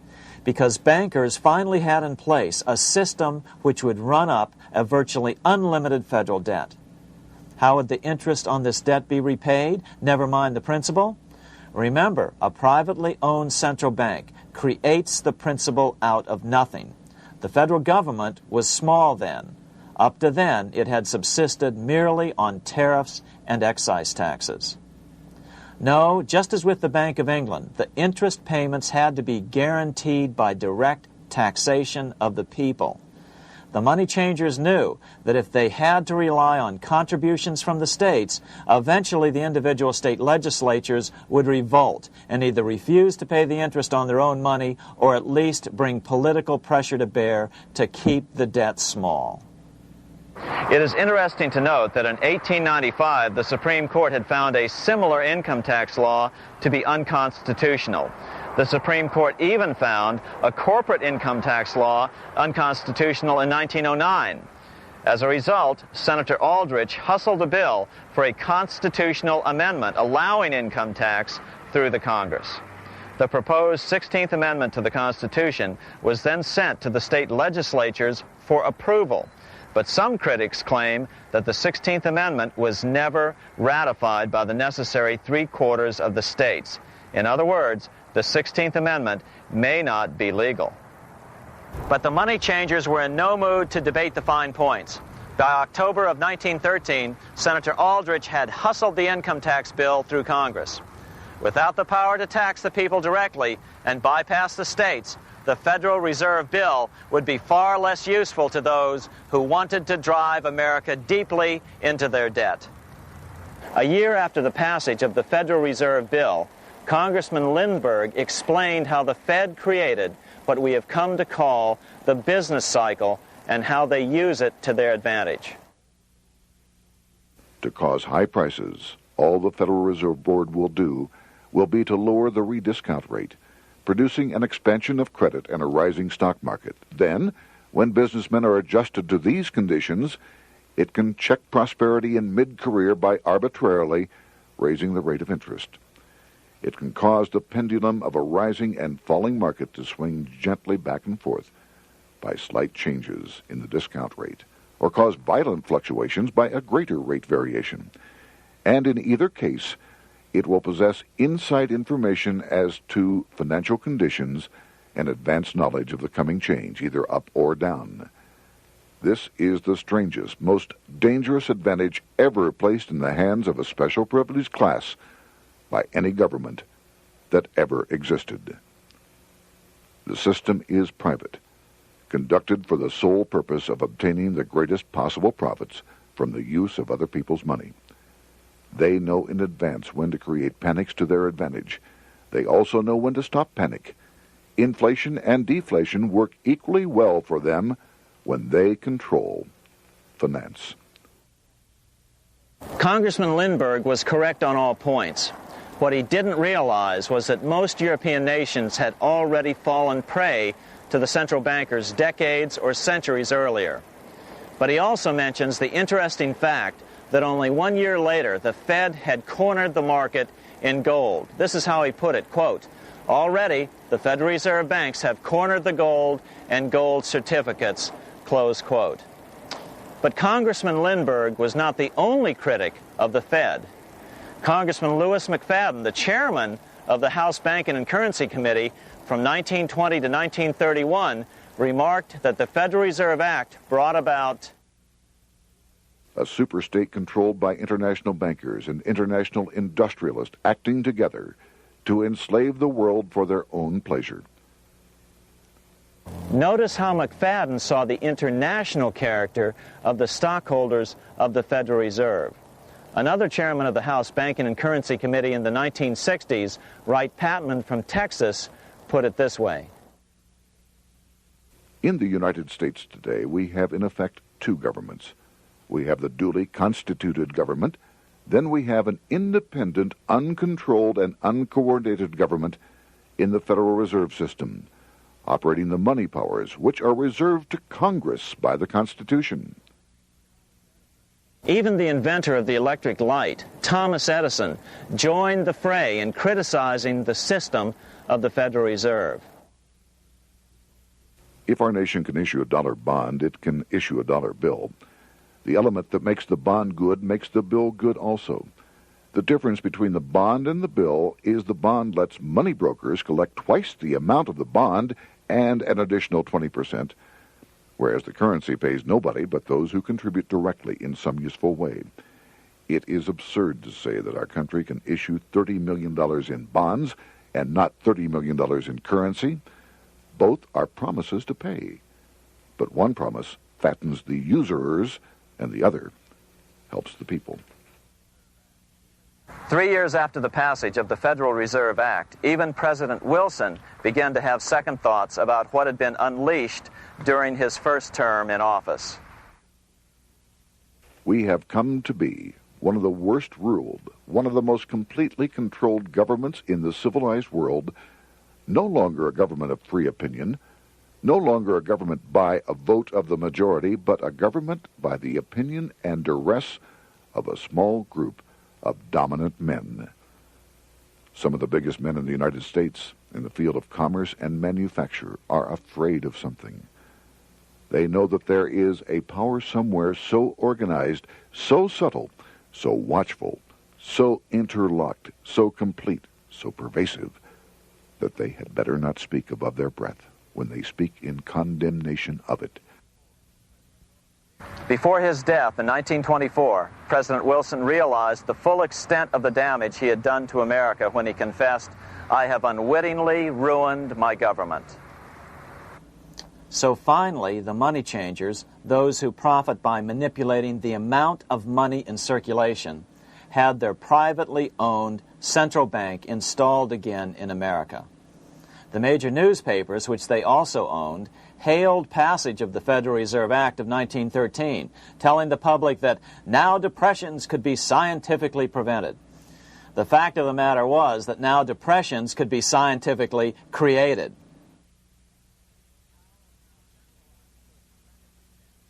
Power was now centralized to a tremendous extent. Now it was time for a war, a really big war. In fact, the First World War. Of course, to the central bankers, the political issues of war don't matter nearly as much as the profit potential, and nothing creates debts like warfare. England was the best example at that time. During the 119-year period between the founding of the Bank of England and Napoleon's defeat at Waterloo, England had been at war for 56 years, and much of the remaining time she'd been preparing for war. In World War I, the German Rothschilds loaned money to the Germans, the British Rothschilds loaned money to the British, and the French Rothschilds loaned money to the French. In America, J.P. Morgan was the sales agent for war materials to both the British and the French. In fact, 6 months into the war, Morgan became the largest consumer on earth, spending $10 million a day. His offices here at 23 Wall Street were mobbed by brokers and salesmen trying to cut a deal. In fact, it got so bad that the bank had to post guards at every door and at the partners' homes as well. Many other New York bankers made out as well from the war. President Wilson appointed Bernard Baruch to head the War Industries Board. According to historian James Perloff, both Baruch and the Rockefellers profited by some $200 million during the war. But profits were not the only motive. There was also revenge. The money changers never forgave the czars for their support of Lincoln during the Civil War. Also, Russia was the last major European nation to refuse to give in to the privately owned central bank scheme. 3 years after World War I broke out, the Russian Revolution toppled the Tsar and installed the scourge of communism. Jacob Schiff of Kuhn Loeb and Company bragged from his deathbed that he had spent $20 million towards the defeat of the Tsar. Money was funneled from England to support the revolution as well. Why would some of the richest men in the world financially back communism, the system that was openly vowing to destroy the so-called capitalism that made them wealthy? Researcher Gary Allen explained it this way. If one understands that socialism is not a share the wealth program, but is in reality a method to consolidate and control the wealth, then the seeming paradox of super-rich men promoting socialism becomes no paradox at all. Instead, it becomes logical, even the perfect tool of power-seeking megalomaniacs. Communism, or more accurately socialism, is not a movement of the downtrodden masses, but of the economic elite. As W. Cleon Skousen put it, In his 1970 book, The Naked Capitalist, power from any source tends to create an appetite for additional power. It was almost inevitable that the super-rich would one day aspire to control not only their own wealth, but the wealth of the whole world. To achieve this, they were perfectly willing to feed the ambitions of the power-hungry political conspirators who were committed to the overthrow of all existing governments and the establishments of a central worldwide dictatorship. but what if these revolutionaries get out of control and try to seize power from the super-rich? After all, it was Mao Zedong who in 1938 stated his position concerning power. Political power grows out of the barrel of a gun. The Wall Street London axis elected to take the risk. The master planners attempted to control revolutionary communist groups by feeding them vast quantities of money when they obeyed, and contracting their money supply, or even financing their opposition if they got out of control. Lenin began to understand that although he was the absolute dictator of the new Soviet Union, he was not pulling the financial strings.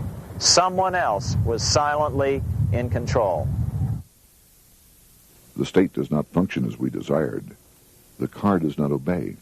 A man is at the wheel and seems to lead it, but the car does not drive in the desired direction. It moves as another force wishes.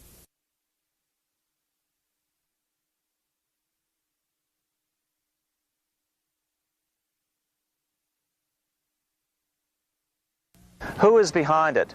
Representative Louis T. McFadden, the chairman of the House Banking and Currency Committee throughout the 1920s and into the Great Depression years of the 1930s, explained it this way.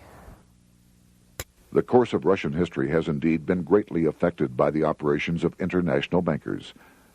The Soviet government has been given United States Treasury funds by the Federal Reserve Board, acting through the Chase Bank.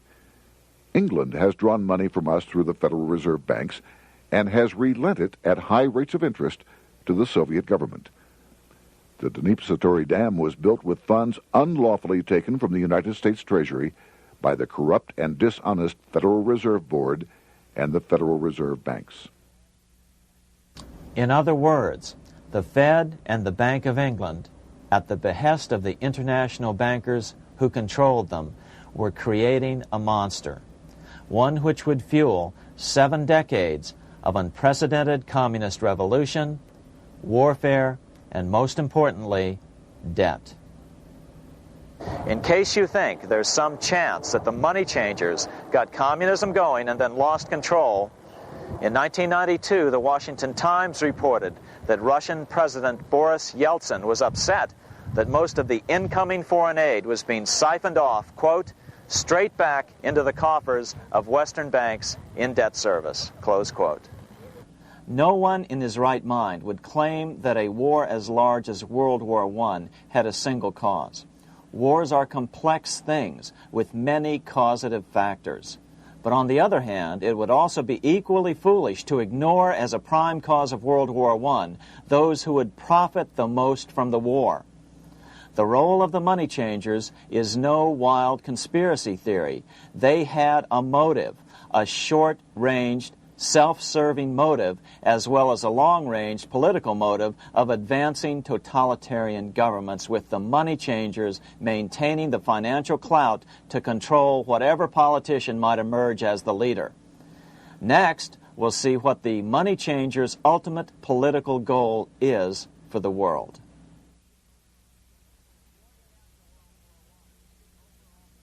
Shortly after World War I, the overall political agenda of the money changers began to be clear.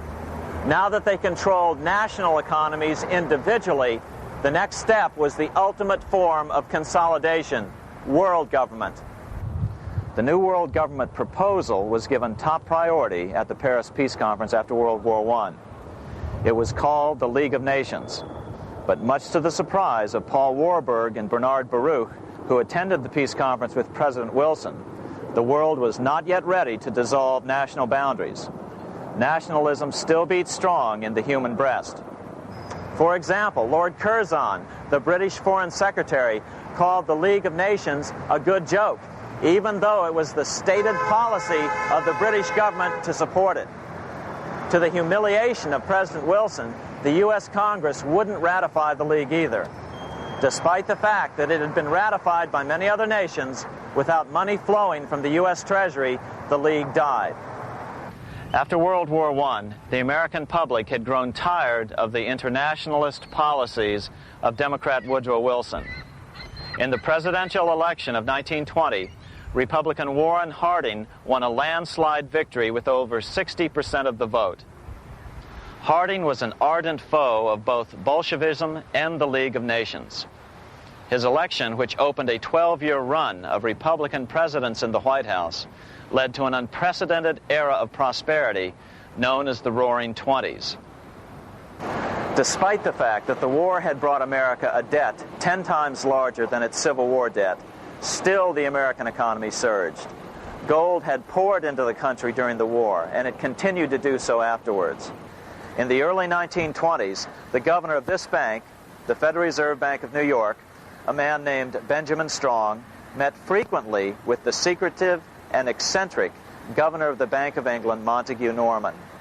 Norman was determined to replace the gold England had lost to the U.S. during World War I and return the Bank of England to its former position of dominance in world finance. On top of that, rich with gold, the American economy might get out of control again, just like it had done after the Civil War.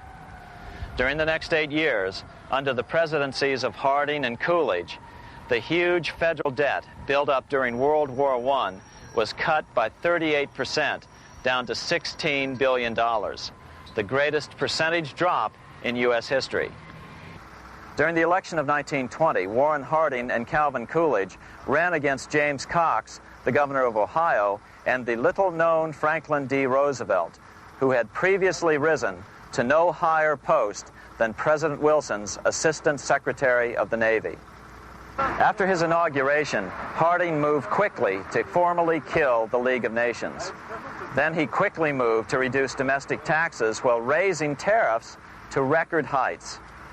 Now, this was a revenue policy of which most of the Founding Fathers would certainly have approved. His second year in office, Harding took ill on a train trip in the West and suddenly died. Although no autopsy was performed, the cause was said to be either pneumonia or food poisoning. When Coolidge took over, he continued Harding's domestic economic policy of high tariffs on imports while cutting income taxes. As a result, the economy grew at such a rate that net revenue still increased. Now that had to be stopped.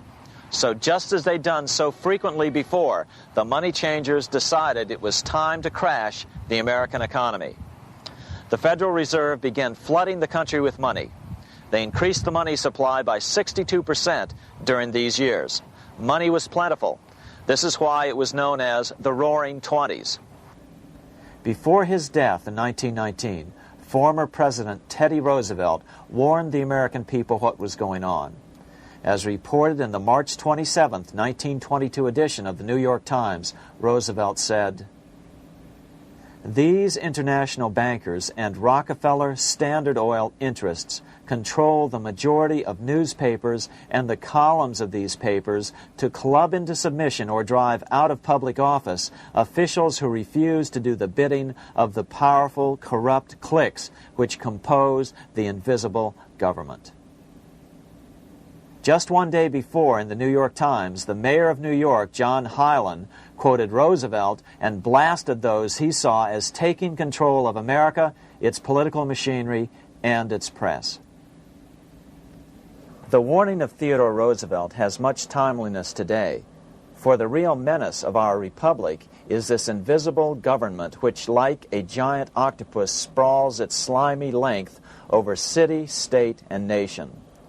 It seizes in its long and powerful tentacles our executive officers, our legislative bodies, our schools, our courts, our newspapers, and every agency created for the public protection.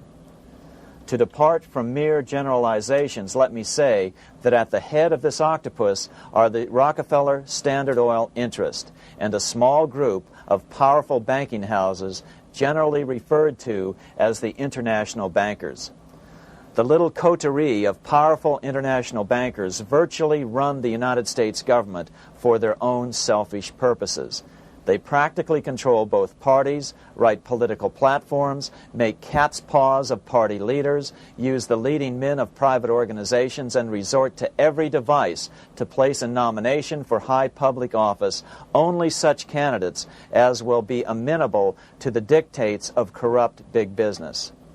These international bankers and Rockefeller Standard Oil interests control the majority of newspapers and magazines in this country.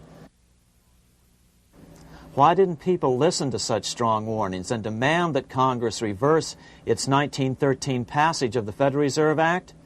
Because remember, it was the 1920s. A steady increase in bank loans contributed to a rising market. In other words, just as it is today, in times of prosperity, no one wants to worry about economic issues. But there was a dark side to all this prosperity. Businesses expanded and became strung out on credit. Speculation in the booming stock market became rampant. Although everything looked rosy, it was a castle made of sand. When all was in readiness, in April of 1929, Paul Warburg, the father of the Federal Reserve, sent out a secret advisory warning his friends that a collapse and nationwide depression was certain. In August of 1929, the Fed began to tighten money. It is not a coincidence that the biographies of all the Wall Street giants of that era, John D. Rockefeller, J.P. Morgan, Bernard Baruch, etc., all marvel that they got out of the stock market just before the crash and put all their assets in cash or gold. On October 24th, 1929, the big New York bankers called in their 24-hour broker call loans. This meant that both stockbrokers and customers had to dump their stocks on the market to cover their loans, no matter what price they had to sell them for. As a result, the market tumbled, and that day was known as Black Thursday.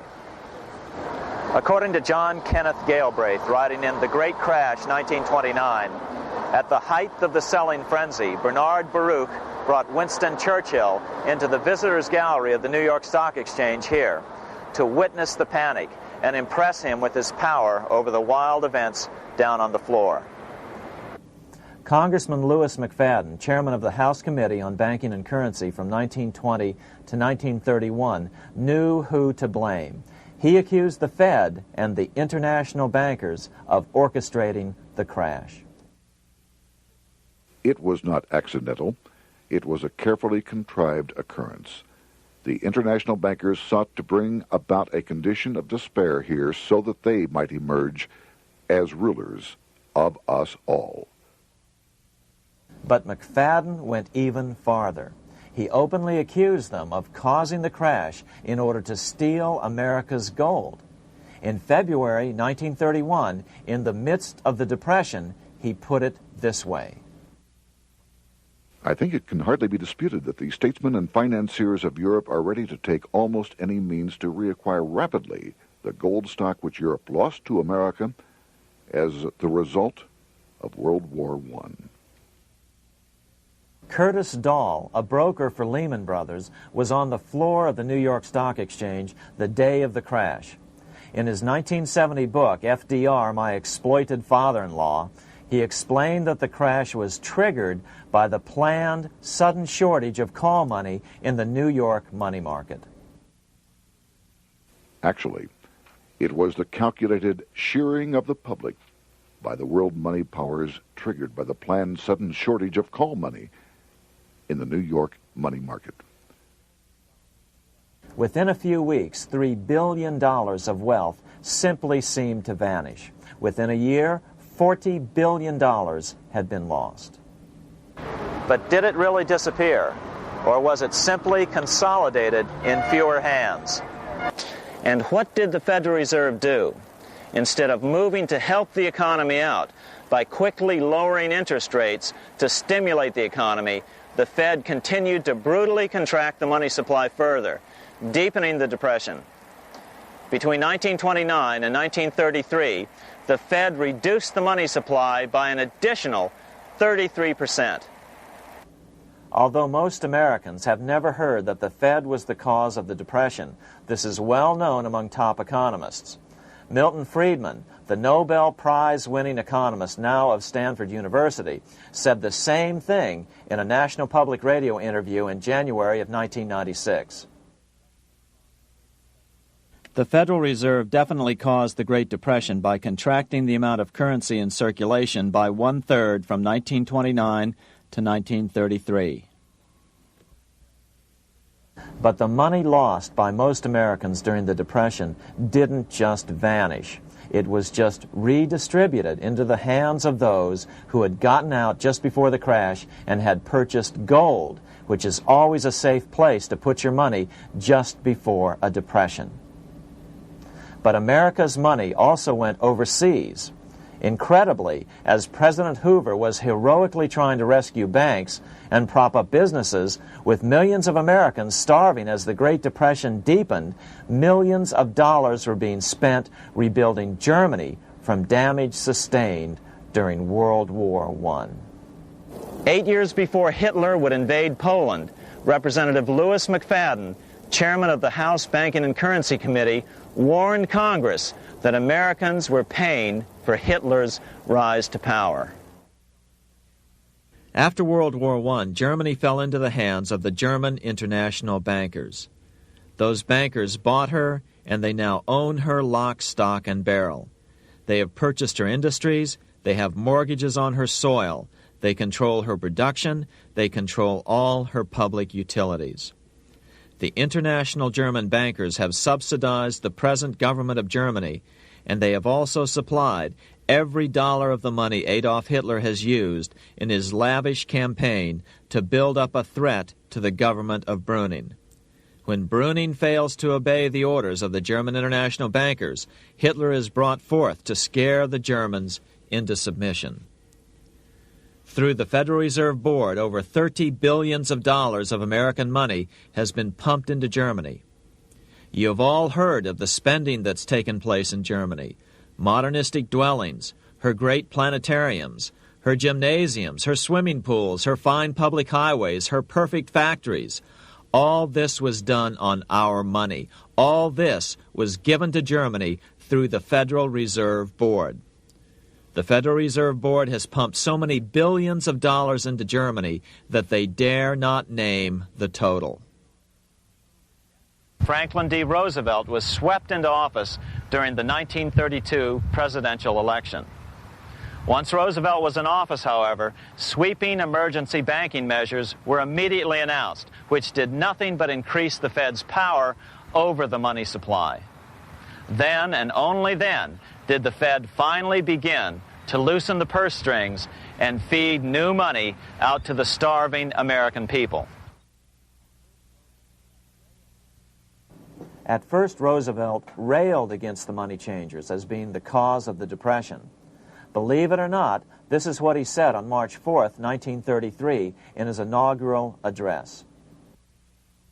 Practices of the unscrupulous money changers stand indicted in the court of public opinion, rejected by the hearts and minds of men. The money changers have fled from their high seats in the temple of our civilization. But 2 days later, Roosevelt declared a bank holiday and closed all banks. Later that year, Roosevelt outlawed private ownership of all gold bullion and all gold coins with the exception of rare coins. Most of the gold in the hands of the average American was in the form of gold coins. The new decree was, in effect, a confiscation. Those who didn't comply risk as much as 10 years in prison and a $10,000 fine, the equivalent of $100,000 today. Out in small-town America, some people didn't trust Roosevelt's order. Many were torn between keeping their hard-earned wealth or obeying the government. Those who did turn in their gold were paid the official price for it, $20.66 per ounce. So unpopular was the confiscation order that no one anywhere in government would take credit for authoring it. No congressman claimed it. At the signing ceremony, President Roosevelt made it clear to all present that he was not the author of it and publicly stated that he had not ever read it. Even as Secretary of the Treasury said he'd never read it either, saying it was, quote, what the experts wanted. Roosevelt convinced the public to give up their gold by saying that pooling the nation's resources was necessary to get America out of the Depression. With great fanfare, he ordered a new bullion depository built to hold the mountain of gold the U.S. government was illegally confiscating. By 1936, the U.S. Bullion Depository at Fort Knox was completed, and in January 1937, the gold began to flow into it. The rip-off of the ages was about to proceed. In 1935, once the gold had all been turned in, the official price of gold was suddenly raised to $35 per ounce. But the catch was, only foreigners could sell their gold at the new higher price. The money changers who had heeded Warburg's note and gotten out of the stock market just before the crash and bought gold at $20.66 per ounce, then shipped it to London, could now bring it back and sell it back to the government, nearly doubling their money while the average American starved. The Fort Knox Bullion Depository sits here in the middle of the Fort Knox Military Reservation, 30 miles southwest of Louisville, Kentucky. This was as close as we were permitted to get to the depository despite years of letters from members of Congress to allow our film crew inside. The 4-acre grounds immediately surrounding the building are guarded by an electrified steel fence, an open moat, and 4 machine gun-armed guard pillboxes at the structure's corners.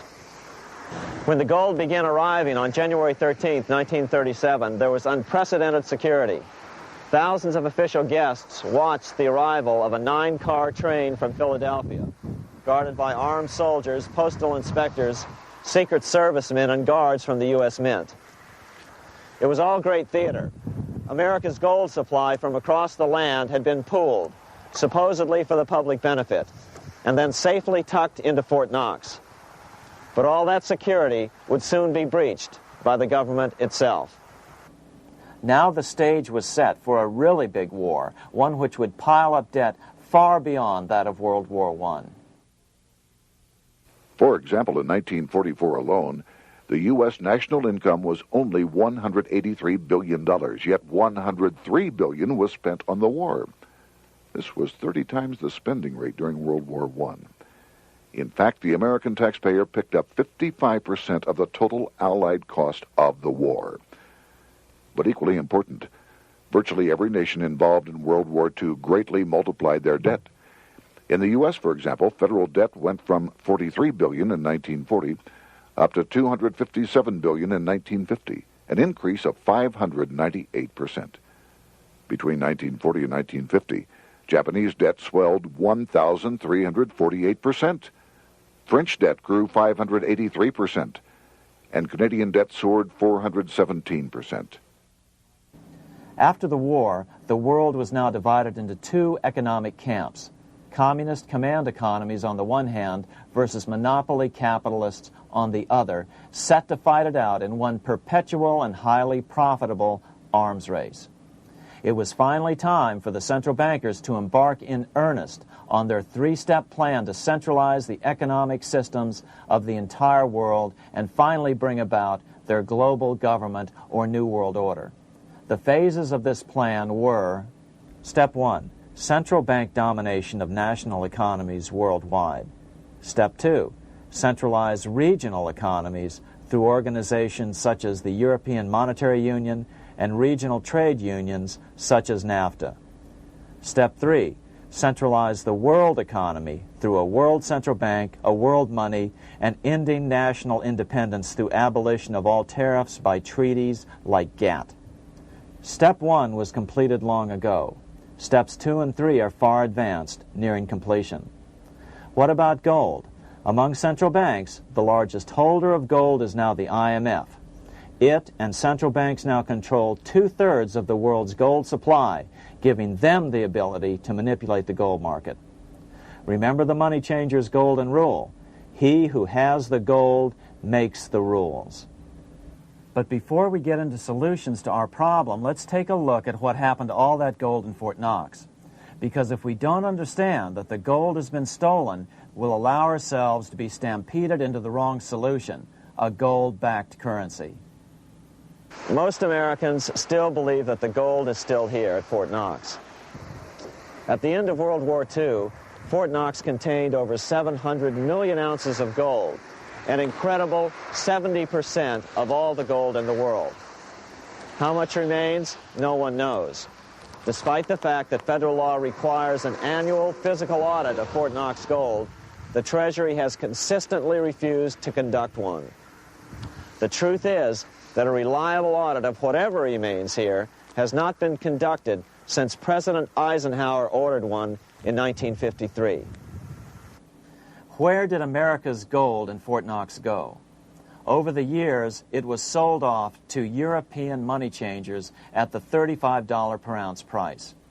Remember, this was during a time when it was illegal for Americans to buy any of their own gold from Fort Knox. In fact, there was a very infamous case where the Firestone family set up a string of dummy corporations to purchase Fort Knox gold and keep it in Switzerland, never hitting U.S. shores. They were eventually caught, however, and successfully prosecuted. Finally, by 1971, all the pure gold had been secretly removed from Fort Knox, drained back to London. Once the gold was gone from Fort Knox, President Nixon closed the gold window by repealing Roosevelt's Gold Reserve Act of 1934, finally making it legal once again for Americans to buy gold. Naturally, gold prices immediately began to soar. 9 years later, gold sold for $880 per ounce, 25 times what the gold in Fort Knox was sold for. One would think that eventually someone in the government would get wind of what was happening and blow the whistle. The largest fortune in the history of the world stolen. Shades of the old James Bond film, Goldfinger. Well, as a matter of fact, Ian Fleming, the author of the James Bond series, was head of the British counterintelligence service, MI5. Some believe in the intelligence community that he wrote much of his fiction as a warning, as many authors of fiction do. If the removal of all the good delivery gold from Fort Knox can be viewed as a deliberate raid on the U.S. Treasury, then such an operation might well have been years in the making, namely 40 years. Certainly enough time for Fleming to get wind of it and try to prevent it. So just how did the story of the Fort Knox gold robbery get out? It all started with an article in a New York periodical in 1974. The article charged that the Rockefeller family was manipulating the Federal Reserve to sell off Fort Knox gold at bargain basement prices to anonymous European speculators. 3 days later, the anonymous source of the story, Louise Auchincloss Boyer, mysteriously fell to her death from the window of her 10th floor apartment in New York. How would Mrs. Boyer have known of the Rockefeller connection to the Fort Knox gold heist? She was the longtime secretary of Nelson Rockefeller. For the next 14 years, this man, Ed Durrell, a wealthy Ohio industrialist, devoted himself to a quest for the truth concerning the Fort Knox gold. He wrote thousands of letters to over 1,000 government and banking officials, trying to find out how much gold was really left and where the rest of it had gone.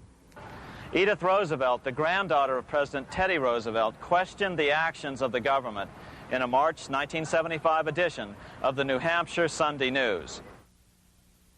Allegations of missing gold from our Fort Knox vaults are being widely discussed in European financial circles. But what is puzzling is that the administration is not hastening to demonstrate conclusively that there is no cause for concern over our gold treasure, if indeed it is in a position to do so. Unfortunately, Ed Durrell never did accomplish his primary goal, a full audit of the gold reserves in Fort Knox. It's incredible that the world's greatest treasure has had little accounting or auditing. This gold belonged to the American people, not the Federal Reserve and their foreign owners. One thing is certain, the government could blow all of this speculation away in a few days with a well-publicized audit under the searing lights of media cameras. It has chosen not to do so. One must conclude that they are afraid of the truth such an audit would reveal. What is the government so afraid of? Here's the answer.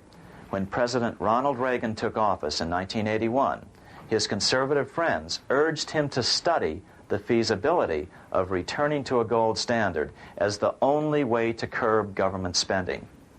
It sounded like a reasonable alternative, so President Reagan appointed a group of men called the Gold Commission to study the situation and report back to Congress.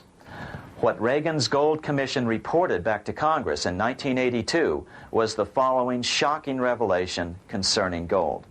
The U.S. Treasury owned no gold at all. All the gold that was left in Fort Knox was now owned by the Federal Reserve, a group of private bankers, as collateral against the national debt. The truth of the matter is that never before has so much money been stolen from the hands of the general public and put into the hands of a small group of private investors, the money changers.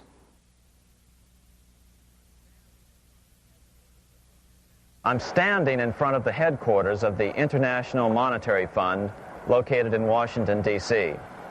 Across the street, right over there, is the headquarters of the World Bank. What are these organizations and who controls them? And most importantly, are they about to create a huge worldwide depression? Let us step back in time for a moment to the aftermath of World War I. People were tired of war, so under the guise of peacemaking, the international bankers devised a plan to consolidate power even further. Claiming only an international government would stem the tide of world wars, the money changers pushed forward a proposal for world government which stood on three legs. A world central bank to be called the Bank of International Settlements, a world judiciary to be called the World Court located in The Hague, the Netherlands, and a world executive and legislature to be called the League of Nations. As President Clinton's mentor, Georgetown historian Carroll Quigley wrote in his 1966 book, Tragedy and Hope, the powers of financial capitalism had a far-reaching plan, nothing less than to create a world system of financial control in private hands, able to dominate the political system of each country and the economy of the world as a whole. This system was to be controlled in a feudalistic fashion by the central banks of the world, acting in concert by secret agreements arrived at in frequent meetings and conferences.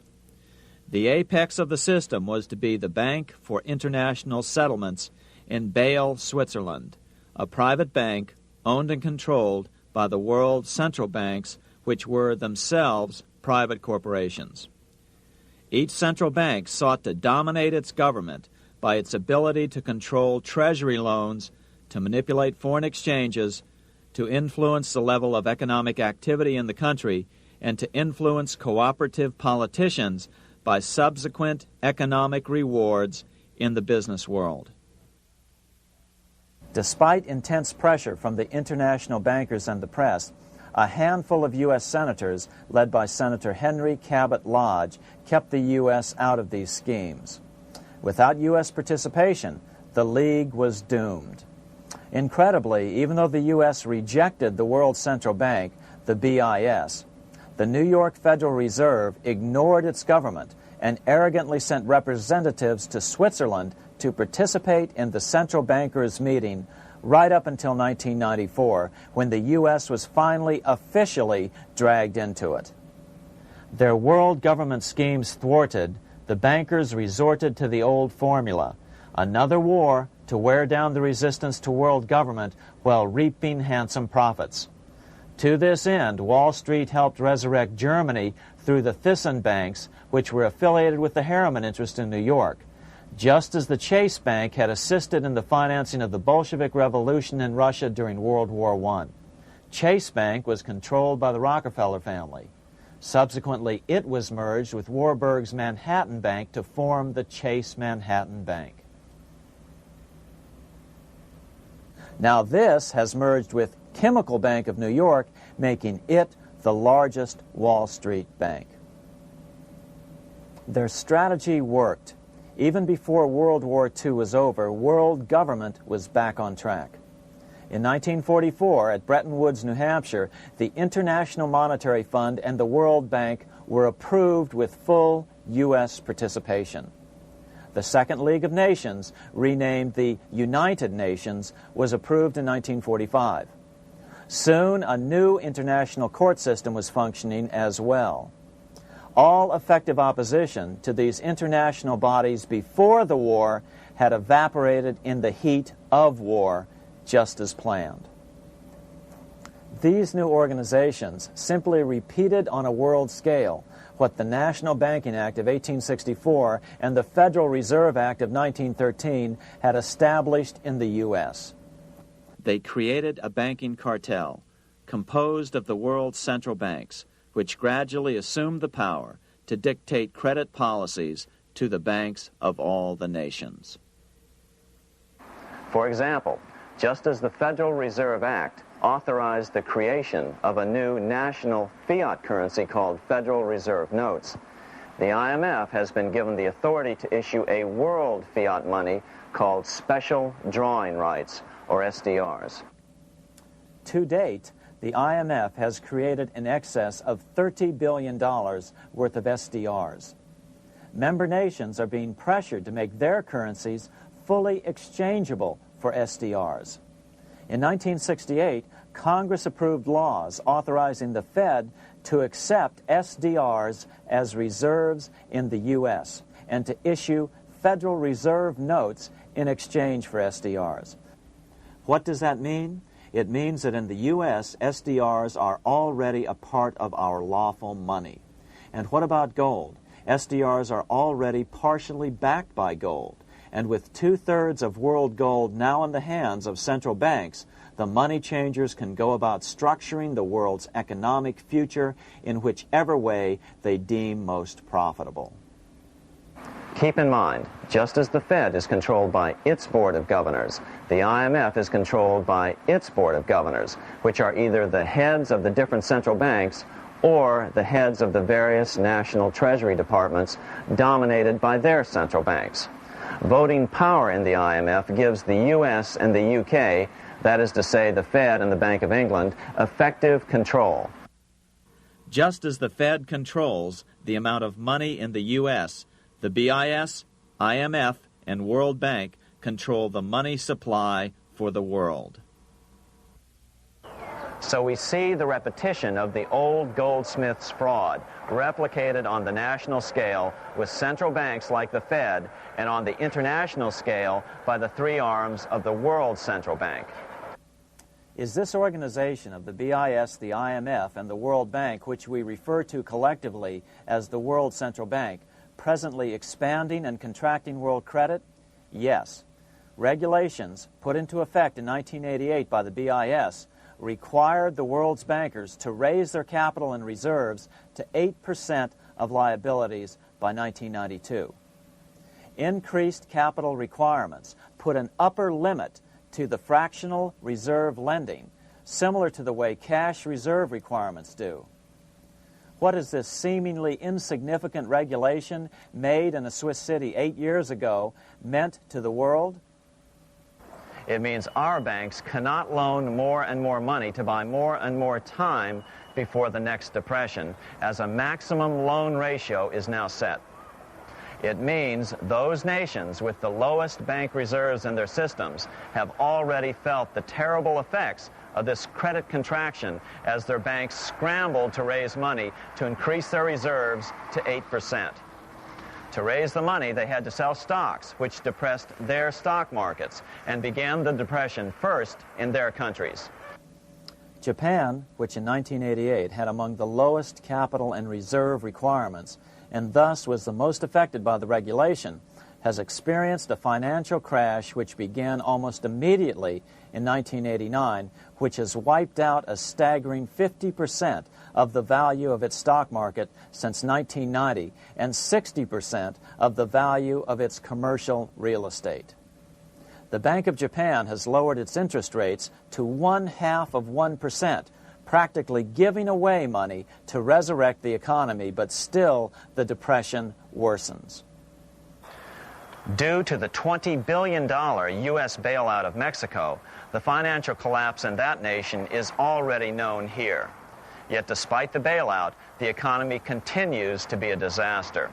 One huge debt after another is rolled over as new loans are being made simply to enable Mexico to pay the interest on the old loans. In the south of Mexico, the poor have been in open revolt as every spare peso is being siphoned out of the country to make interest payments.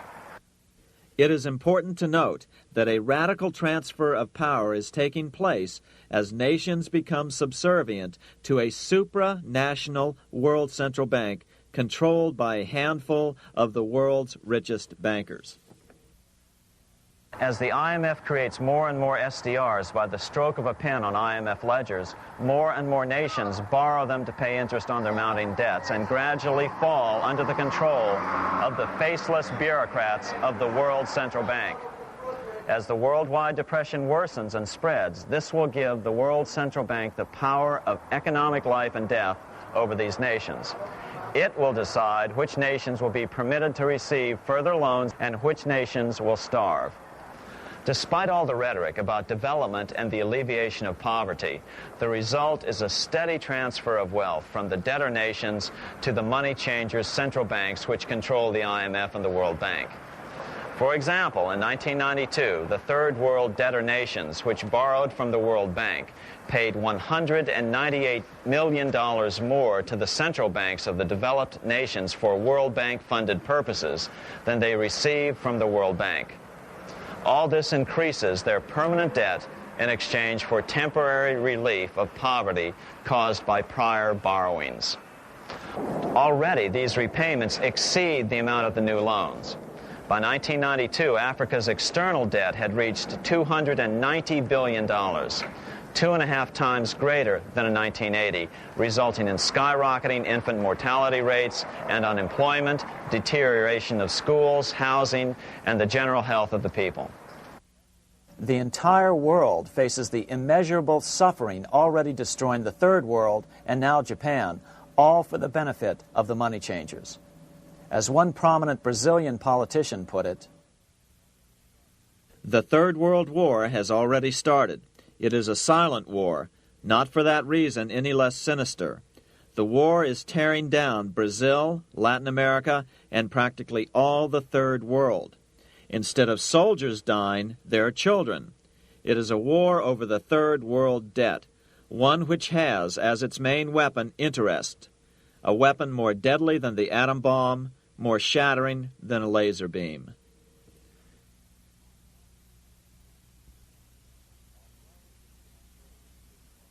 Although it would be absurd to ignore the pivotal role played by influential families such as the Rothschilds, the Warburgs, the Schiffs, the Morgans, and the Rockefellers in any review of the history of central banking and fractional banking, keep in mind, by now, central banks and the large commercial banks are up to 3 centuries old and deeply entrenched in the economic life of many nations.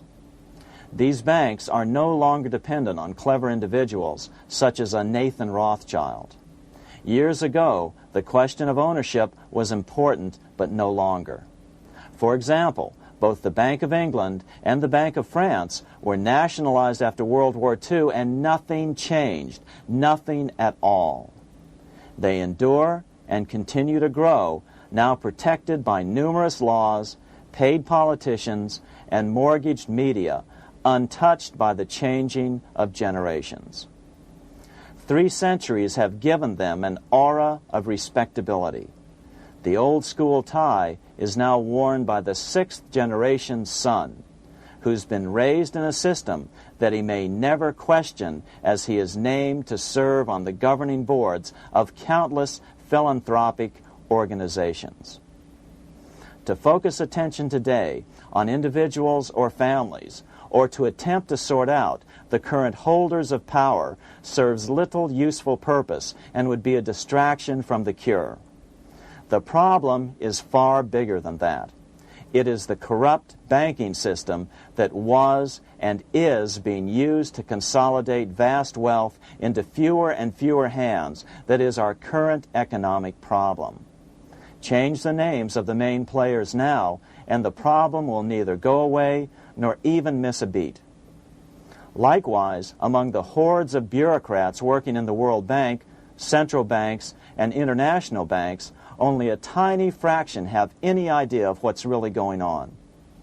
No doubt they'd be horrified to learn that their work is contributing to the terrible impoverishment and gradual enslavement of mankind to a few incredibly rich plutocrats.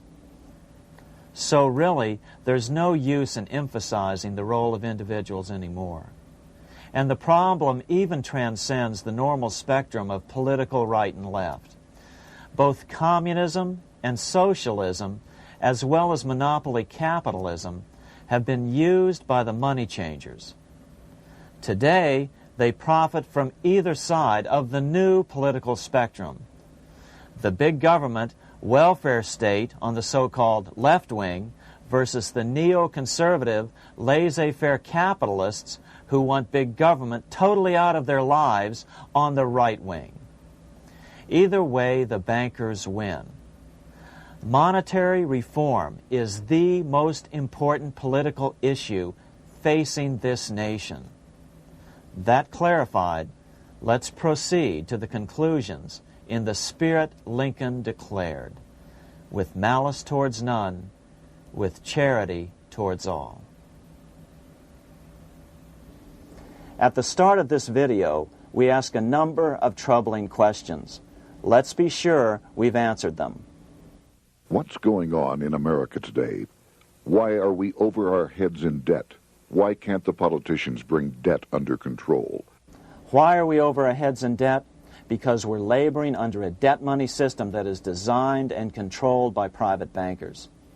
Now, some will argue that the Federal Reserve System is a quasi-governmental agency. But the President appoints only 2 of the 7 members of the Federal Reserve Board of Governors every 4 years. And he appoints them to 14-year terms, far longer than his own. The Senate does confirm those appointments, but the whole truth is that the President wouldn't dare appoint anyone to that board of whom Wall Street does not approve. Of course, this does not preclude the possibility that some honorable men may be appointed to the Board of Governors. But the fact is that the Fed is specifically designed to operate independently of our government, as are nearly all other central banks. Some argue that the Fed promotes monetary stability. We saw the current head of the Bank of England, Eddie George, claim that this was the most important role of a central bank.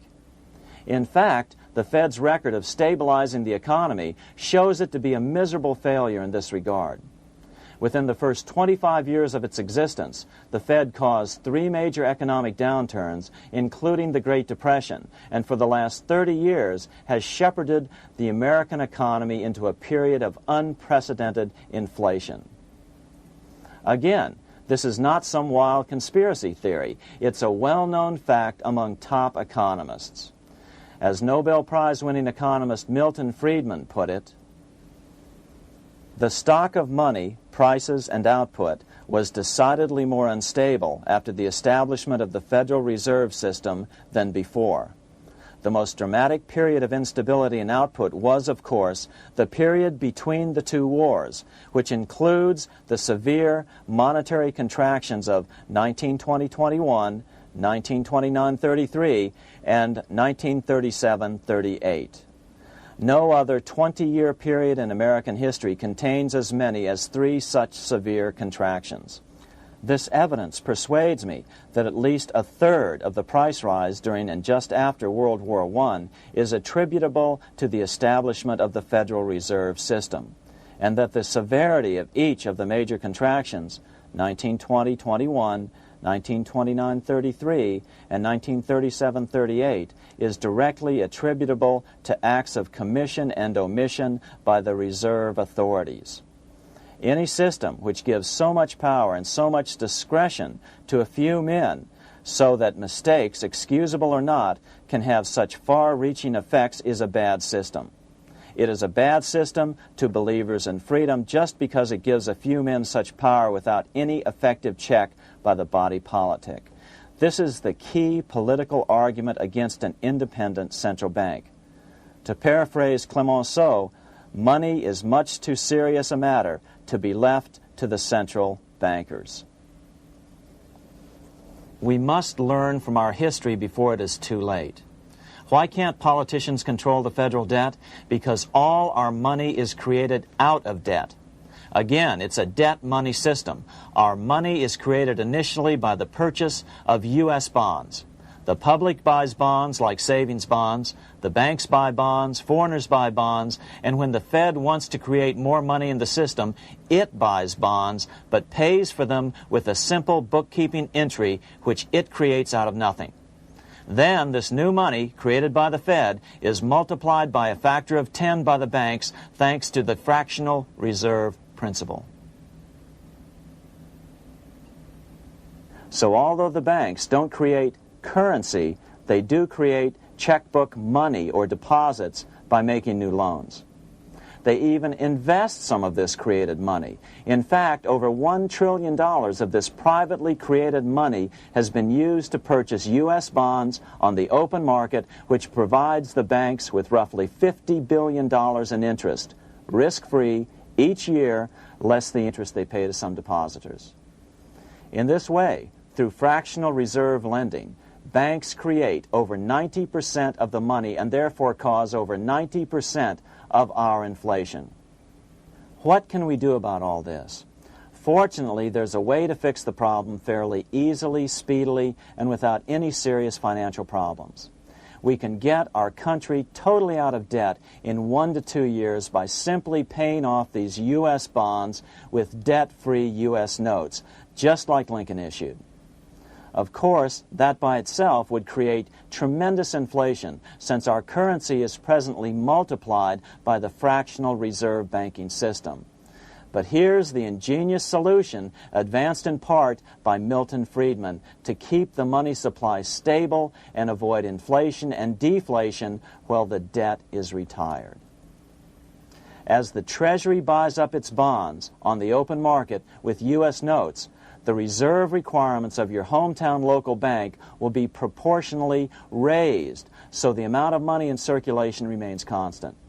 As those holding bonds are paid off in U.S. notes, they will deposit this money, thus making available the currency then needed by the banks to increase their reserves.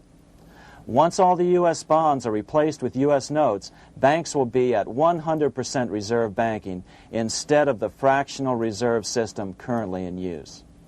From this point on, the former Fed buildings will only be needed as a central clearinghouse for checks and as vaults for U.S. notes.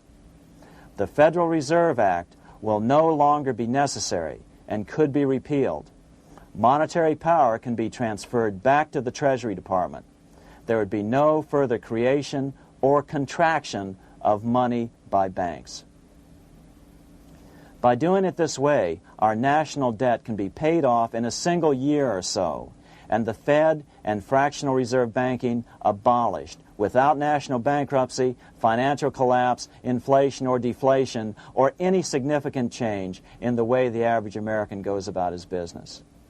To the average person, the primary difference would be that for the first time since the Federal Reserve Act was passed in 1913, taxes would begin to go down. Now there's a real national blessing for you, rather than for Hamilton's banker friends. Now let's take a look at these proposals in more detail.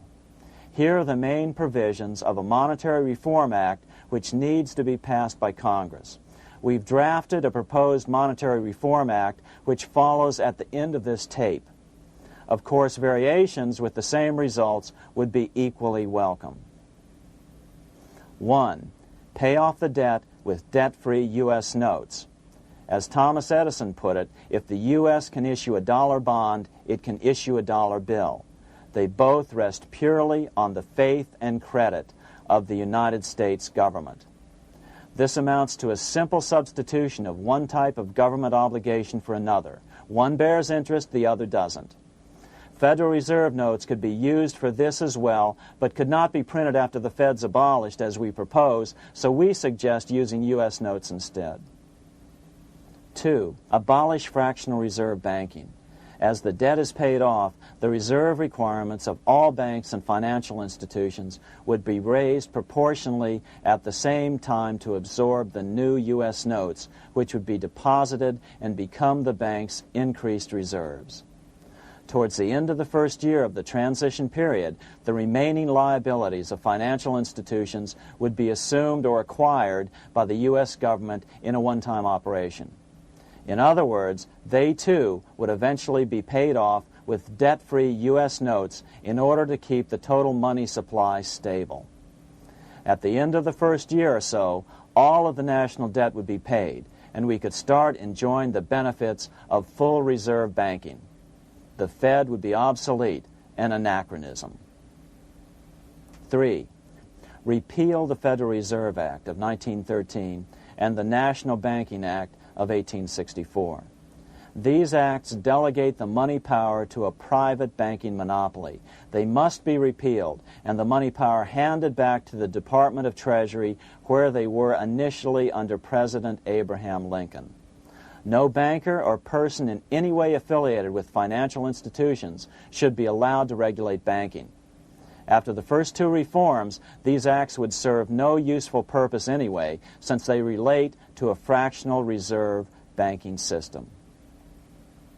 4. Withdraw the U.S. from the IMF, the BIS, and the World Bank. These institutions, like the Federal Reserve, are designed to further centralize the power of the international bankers over the world's economy, and the U.S. must withdraw from them. Their harmless functions, such as currency exchange, can be accomplished either nationally or in new organizations limited to those functions. Such a monetary reform act would guarantee that the amount of money in circulation would stay very stable, causing neither inflation nor deflation. Remember, for the last 3 decades, the Fed has doubled the American money supply every 10 years. That fact and fractional reserve banking are the real causes of inflation and the reduction in our buying power, a hidden tax. These and other taxes are the real reasons both parents now have to work just to get by. The money supply should increase slowly to keep prices stable, roughly in proportion to population growth, about 3% per year, not at the whim of a group of bankers meeting in secret. In fact, all future decisions on how much money will be in the American economy must be made based on statistics of population growth and the price level index. The new monetary regulators and the Treasury Department, perhaps called the Monetary Committee, would have absolutely no discretion in this matter except in time of declared war. This would ensure a steady, stable money growth of roughly 3% per year, resulting in stable prices and no sharp changes in the money supply. To make certain the process is completely open and honest, all deliberations would be public, not secret, as meetings of the Fed's Board of Governors are today. How do we know this will work? Because these steps remove the 2 major causes of economic instability, the Fed and fractional reserve banking, and the newest one as well, the BIS, Bank of International Settlements. But most importantly, the danger of a severe depression would be eliminated. Let's listen to Milton Friedman on the single cause of severe economic depressions. I know of no severe depression in any country or any time that was not accompanied by a sharp decline in the stock of money, and equally of no sharp decline in the stock of money that was not accompanied by a severe depression. Issuing our own currency is not a radical solution. It's been advocated by Presidents Jefferson, Madison, Jackson, Van Buren, and Lincoln. But it's been used at different times throughout Europe as well. Perhaps the best example is one of the small islands off the coast of France in the English Channel. Called Guernsey, It's been using debt-free money issues to pay for large building projects for nearly 200 years. Here we are on Guernsey, and this is the Guernsey Flower and Vegetable Market. Guernsey is one of the most successful examples of just how well a debt-free money system can work. In 1815, a committee was appointed to investigate how best to finance this new market. The impoverished island could not afford more new taxes, so the state's fathers decided to try a revolutionary idea: issue their own paper money. They were just colorful paper notes, backed by nothing, but the people of this tiny island agreed to accept them and trade with them. To be sure they circulated widely, they were declared to be good for the payment of taxes. Of course, this idea was nothing new. It was exactly what America had done before the American Revolution, and there are many other examples throughout the world. But it was new to Guernsey, and it worked miracles. This market is still in use, and remember, it was built for no debt to the people of this island state. But what if we follow Guernsey's example? How would the bankers react to these reforms? Certainly the international bankers' cartel will oppose reforms that do away with their control of the world's economies as they have in the past. But it is equally certain that Congress has the constitutional authority and responsibility to authorize the issuance of debt-free money, U.S. notes, and to reform the very banking laws it ill-advisedly enacted. Undoubtedly, the bankers will claim that issuing debt-free money will cause severe inflation or make other dire predictions. But remember, it is fractional reserve banking which is the real cause of over 90% of all inflation, not whether debt-free U.S. notes are used to pay for government deficits. In the current system, any spending excesses on the part of Congress are turned into more debt bonds, and the 10% purchased by the Fed are then multiplied many times over by the bankers, causing over 90% of all inflation. Our fractional reserve and debt-based banking system is the problem. We must ignore its inevitable resistance to reform and remain firm until the cure is complete. As the director of the Bank of England in the 1920s, Sir Josiah Stamp put it, referring to this modern fractional reserve banking system, banking is conceived in iniquity and born in sin. Bankers own the earth. Take it away from them, but leave them the power to create money and control credit, and with the flick of a pen, they will create enough money to buy it back again. Take this great power away from the bankers, and all great fortunes like mine will disappear, and they ought to disappear, for this would be a better and happier world to live in. But if you want to continue the slaves of bankers and pay the cost of your own slavery, let them continue to create money and to control credit. Americans are slowly figuring this out. Today, over 3,200 cities and counties have endorsed the proposal of a nonprofit organization called Sovereignty. The Sovereignty movement calls for Congress to authorize the Secretary of the Treasury to issue $90 billion per year of U.S. notes, not Federal Reserve notes nor debt-based bonds, to loan money interest-free to cities, counties, and school districts for needed capital improvements. Remarkably, and to their praise, the Community Bankers Association of Illinois, representing 515 member banks, has endorsed this sovereignty proposal, a good step in the right direction. As Milton Friedman has repeatedly pointed out, no severe depression can occur without a severe contraction of money. In our system, only the Fed, the Bank of International Settlements, with U.S. bankers' cooperation, or a combination of the largest Wall Street banks could cause a depression. In other words, our economy is so huge and resilient, a depression just can't happen by accident. Unless we reform our banking system, they will always have that power. They can pull the plug on our economy anytime they choose. The only solution is to abolish the Fed and the fractional reserve banking system and withdraw from the BIS. Only that will break the power of the international bankers over our economy. And keep in mind, a stock market crash itself cannot cause a severe depression. Only the severe contraction of our money supply can cause a severe depression. The stock market crash of 1929 only wiped out market speculators, mostly the small to medium ones, resulting in $3 billion in wealth changing hands.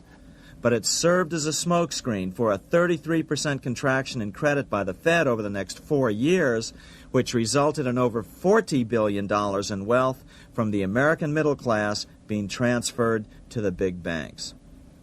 Then, despite impotent howls of protest from a divided Congress, the independent Fed kept the money supply contracted for a full decade. Only World War II ended the terrible suffering the Fed inflicted on the American people. In a depression, the remaining wealth of the debt-burdened American middle class will be wiped out by unemployment, declining wages, and the resulting foreclosures.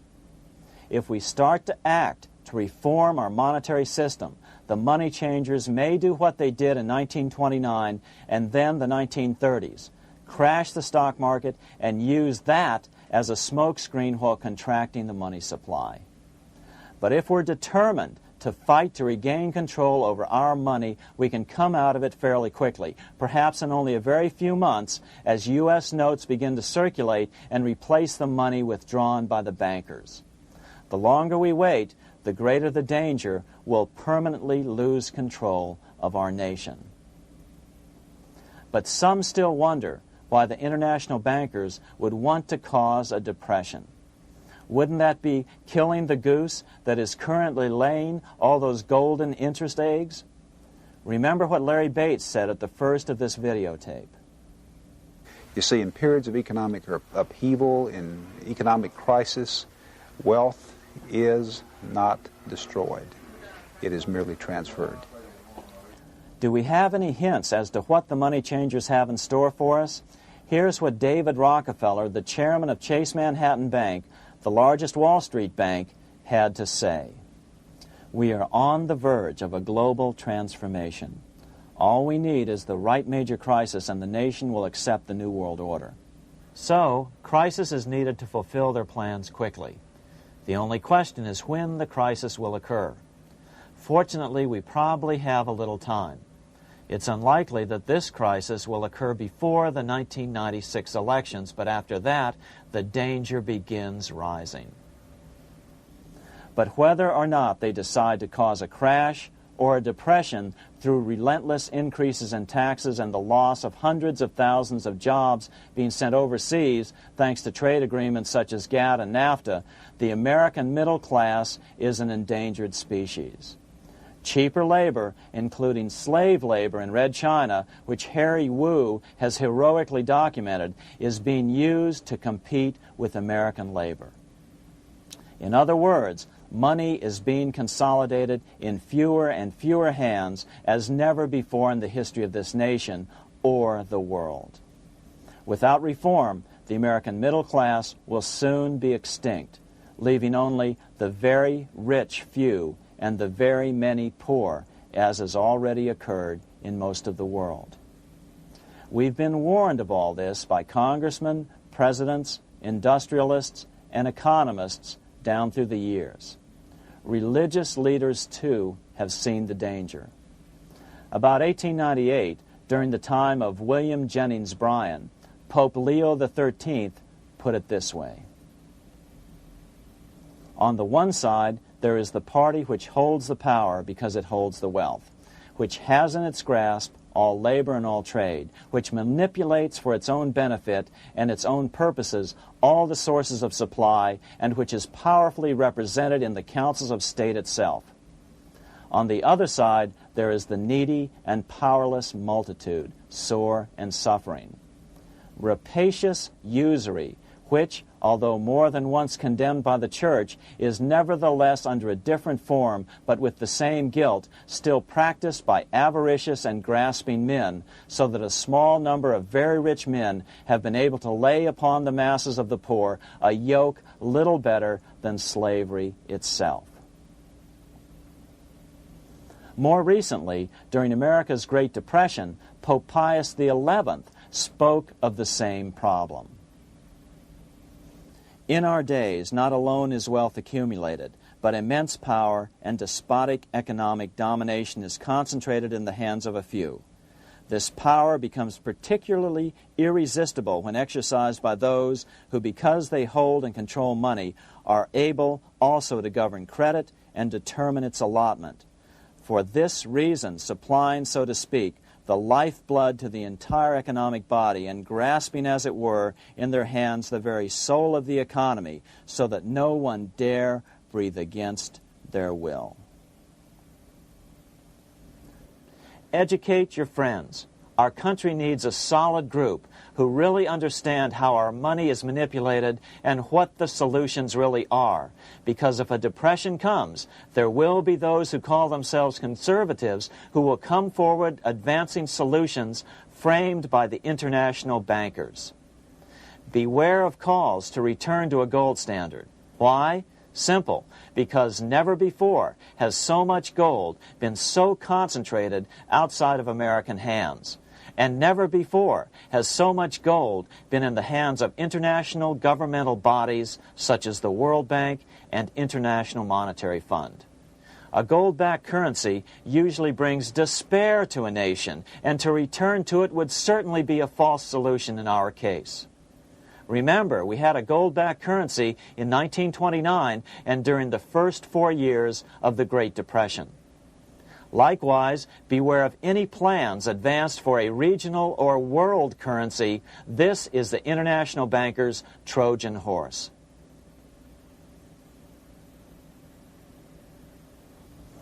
Educate your member of Congress. It only takes a few persuasive members to make the others pay attention. Most congressmen just don't understand the system. Some understand it, but are so influenced by bank-packed contributions that they ignore it, not realizing the gravity of their neglect. We hope we've made a valuable contribution to the national debate on monetary reform. It remains for each man to do his duty, consistent with his state in life. May God give us the light to help reform our nation and ourselves. We say ourselves because ultimately vast multitudes of men are going to be driven more and more to desperation by the accumulation of the world's wealth in fewer and fewer hands. Men will tend to become like their oppressors, selfish and greedy. Rather, let's keep in mind during this period of reform a warning not to lose sight of greater things. As Pope Pius XI put it, "For what will it profit men that a more prudent distribution and use of riches make it possible for them to gain even the whole world, if thereby they suffer the loss of their own souls? What will it profit to teach them sound principles in economics, if they permit themselves to be so swept away by selfishness, by unbridled and sordid greed, that hearing the commandments of the Lord, they do all things contrary?"